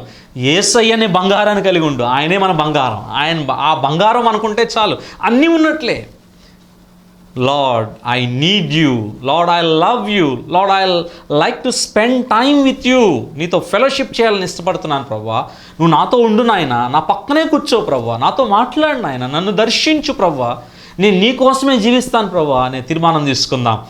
లవోదికీయ సంఘం ద్వారా దేవుడు మనల్ని బలపరచాలని, లవోదికీయ విశ్వాసుల వలె మనం అన్నీ కలిగి ఉన్నామనే విషయాన్ని, ఆ గర్వాన్ని పక్కన పెట్టి, ప్రభువా నువ్వు ఉంటే అది మాకు అన్నీ ఉన్నట్లే ప్రభువా అని దేవుని పాదాలు మనం పట్టుకుందాం. దేవుడు మనల్ని ఆత్మీయంగా బలపరిచి, పురికొల్పి, ఆయన కొరకు సజీవ సాక్షులుగా ఈ రాజ్య పర్యంతము కొనసాగే కృపను పరిశుద్ధాత్మ దేవుడు మనకి అనుగ్రహించునుగాక. ఆమేన్. శ్రేష్టమైన దేవుని వాక్యం పరిచయం చేసిన దైవజనులు రెవరెండ్ జాన్ విజయ్ కుమార్ గారికి సహవాసం తరపున హృదయపూర్వక వందనాలు తెలియజేస్తున్నాం. ముగింపు ప్రార్థన చేసుకుందాం. దయామేడ జీవాధిపతి యేసయ్య మీకు వందనాలు, స్తుతులు, స్తోత్రాలు చెల్లిస్తున్నాం ప్రభా. ఈ ఉదయకాలం ఇండియా అబ్రాడ్ ఆన్లైన్ వర్షిప్ సెంటర్లో పాల్గొన్న ఆత్మీయులందరిని బట్టి నీకు వందనాలు చెల్లిస్తూ ప్రత్యేకమైన దీవెన ప్రతి ఒక్కరికి మీరు అనుగ్రహించవలసిన వేడుకుంటున్నాను. శారీరంగా ఎంతమంది నా ప్రభా అనారోగ్యంతో బాధపడుతున్నారు, హాస్పిటల్లో హోమ్ క్వారంటైన్స్ ఉన్నారు, వారందరినీ కనికరించి రక్షణార్థమై ఆధ్యాత్మిక ఎదగడానికి దోహదగిరిగా స్వస్థత కార్యం జరిగించమని రాష్ట్ర వ్యాప్తంగా, దేశవ్యాప్తంగా, ప్రపంచవ్యాప్త వైరస్ అంతమొందించి అంతటా ఆత్మస్వేచ్ఛ పొందుకున్నట్లుగా సాధారణ పరిస్థితులు మీరు అనుగురించవలసిందిగా నీ పాదపాద్మాల దగ్గర వస్తున్నాను తండ్రి. అయ్యప్ప గారు, అన్నపూర్ణ సోదరి, మంచి విశ్వాసి, ప్రార్థనాపురాలు, దేవుని బిడ్డ, కరోనా ఎఫెక్ట్ గురై మీ పిలుపుని అందుకొని మీ సన్ని చేర్చబడింది విడిచిపెట్టబడిన కుమారుడు శ్యామ్, కోడలు, మనవరాలు మీరు దీవించండి, ఆదరించండి, ఆత్మరక్షణ భాగ్యాన్ని అనుగురించవలసిన వేడుకుంటున్నాను. ఎంతమంది నా ప్రభా ఆయుధులుగా వ్యాధుల్లో, బాధల్లో, కష్టములో, కన్నీరులో, దుఃఖంలో, ఇరుకుల్లో, ఇబ్బందుల్లో, చిక్కులలో, సంఖ్యలలో, సంక్షోభంలో, సమస్యల వరంలో, సతమతమైపోతున్నారు సందర్శించండి ప్రభా, పరిశీలించండి, మీ స్వరాన్ని వినిపించవలసిన వేడుకుంటున్నాను. ప్రార్థనా టీవీ వారు ముందస్తుగా రికార్డ్ చేస్తూ, టెలికాస్ట్ చేస్తూ యూట్యూబ్ ఛానల్కి అందిస్తున్న కారణం బట్టి ప్రార్థనా టీవీ యాజమాన్యం సిబ్బందిని మీరు దీవించండి. ప్రార్థనా టీవీ వారు గుడివాడ, గుంటూరు ఎక్స్టెన్షన్ కోసం వారు ప్రయత్నం చేస్తుండగా సఫలీకృతం చేయమని అడుగుతున్నాను. మరింతగా పరిచయాలు విస్తృతపరచబడినట్లుగా నీ కృపను పొడిగించండి. Yashwar multi speciality hospital Covid care గా 3 నెలలుగా సేవలు అందిస్తుండగా ఎంతమంది వైద్య సంబంధమైన ట్రీట్మెంట్ తీసుకున్నారో 100% అందరూ కూడా ఆరోగ్య సంబంధమైన మేలు సంతరించుకొని సంతోషంతో డిశ్చార్జ్ అవ్వడానికి నీ కృపను పొడిగించమని గవర్నమెంట్ హాస్పిటల్స్, ప్రైవేట్ హాస్పిటల్స్లో త్యాగపూరితంగా సేవలు అందిస్తున్నటువంటి medical doctors, nursing staff and sanitary స్టాఫ్ని మీరు దీవించండి, ప్రతిఫలం దయచేయండి ప్రభా. ఎఫెక్ట్ గురి కాకుండా కృపను పొడిగించండి. అధికారులు దీన్ని జ్ఞానం దయచేయమని నడిపించున్నాను. 2 తెలుగు రాష్ట్రాల్లో కర్ఫ్యూ సడలింపుని బట్టి నీకు వందనాలు ప్రభా. మరింతగా తండ్రి పూర్తి సడలింపుని సంతరించుకొని మూతవేయబడిన మందిరాలు మళ్ళీ తిరిగి తెరవబడినట్లుగా కోవిడ్ నిబంధనలు పాటిస్తున్నా తండ్రి. ఆరాధించి ఆత్మస్వేచ్ఛ కలిగి నీ వాక్యాన్ని ధ్యానించి ఆనందించే భాగ్యాన్ని ప్రతి ఒక్కరికి అనుగ్రహించవలసిన వేడుకుంటున్నాను. పోస్ట్ కోవిడ్ ఎఫెక్ట్ గా black fungus, white fungus, yellow fungus కి గురవుతున్న పరిస్థితులు పూర్తిగా నిర్వీర్యం చేస్తూ, థర్డ్ వేవ్ కి తావు లేకుండా కంప్లీట్ డిస్ట్రాయ్ చేస్తూ, సాధారణ పరిస్థితులు ప్రపంచమంతటా మీరు, విశ్వమంతటా మీరు అనుగ్రహించమని, మా వ్యక్తిగతమైన జీవితాలు, కుటుంబాల పరిచయం ద్వారా మీరే ఘనత, మహిమ, ప్రభావం పొందుకొని ప్రత్యేకమైన ఆశీర్వాదం పాల్గొన్న ప్రతి ఒక్కరికి ప్రసాదించమని యేసుక్రీస్తు పరిశుద్ధమైన నామములో బ్రతిమలాడి వేడుకుంటున్నాను తండ్రి.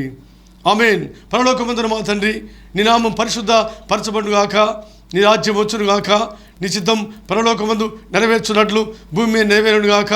మా అనుదిన ఆహారం నేడు మాకు దయచేయం. మన అపరాధం చేసిన వారిని మేము క్షమించినట్లు మా అపరాధం క్షమించుము. మమ్మల్ని శోధనలోని తేక దుష్టు నుండి తప్పించుము. రాజ్యము, శక్తి, మహిమ నిరంతరము నీవేను తండ్రి. ఆమేన్. తండ్రి అయిన దేవుని ప్రేమ, ప్రభు అయిన యేసుక్రీస్తు కృప, పరిశుద్ధాత్మిక అన్యోన్య సహవాసం, హాస్పిటల్స్లో ఉన్న, హోమ్ క్వారంటైన్స్ ఉన్న దేవుని కృపలో స్వస్థతను సంతరించుకొని ఆత్మీయులతో కలిసి ఆనందించాలని, ఆరాధించాలని అభిలషిస్తున్న ప్రతి ఒక్కరికి, ఇండియా అబ్రాడ్ ఆన్లైన్ వర్షిప్ సర్వీస్లో పాల్గొన్న ఆత్మీయులందరికీ, ఆయన ప్రేమించి బిడ్డల సమస్తమునకు సదా తోడైండునుగాక. ఆమేన్. అందరూ చేతులు పైకెత్తి ఆశీర్వాదంబుల్ మా మీద వర్షింప చేయు మీసా, ఆశతో నమ్మియున్నాము నీ సత్య వాగ్దత్తము. ఇమ్మాయి మీద కృమ్మరించుము దేవా, క్రమర ప్రేమ వర్షం కృమ్మరించుము దేవా. ఆమేన్. అందరికీ వందనాలు. బలో యేసు మహారాజ్కే, త్వరలో రారాజుగా రాసిపోతున్న యేసురాజుకే.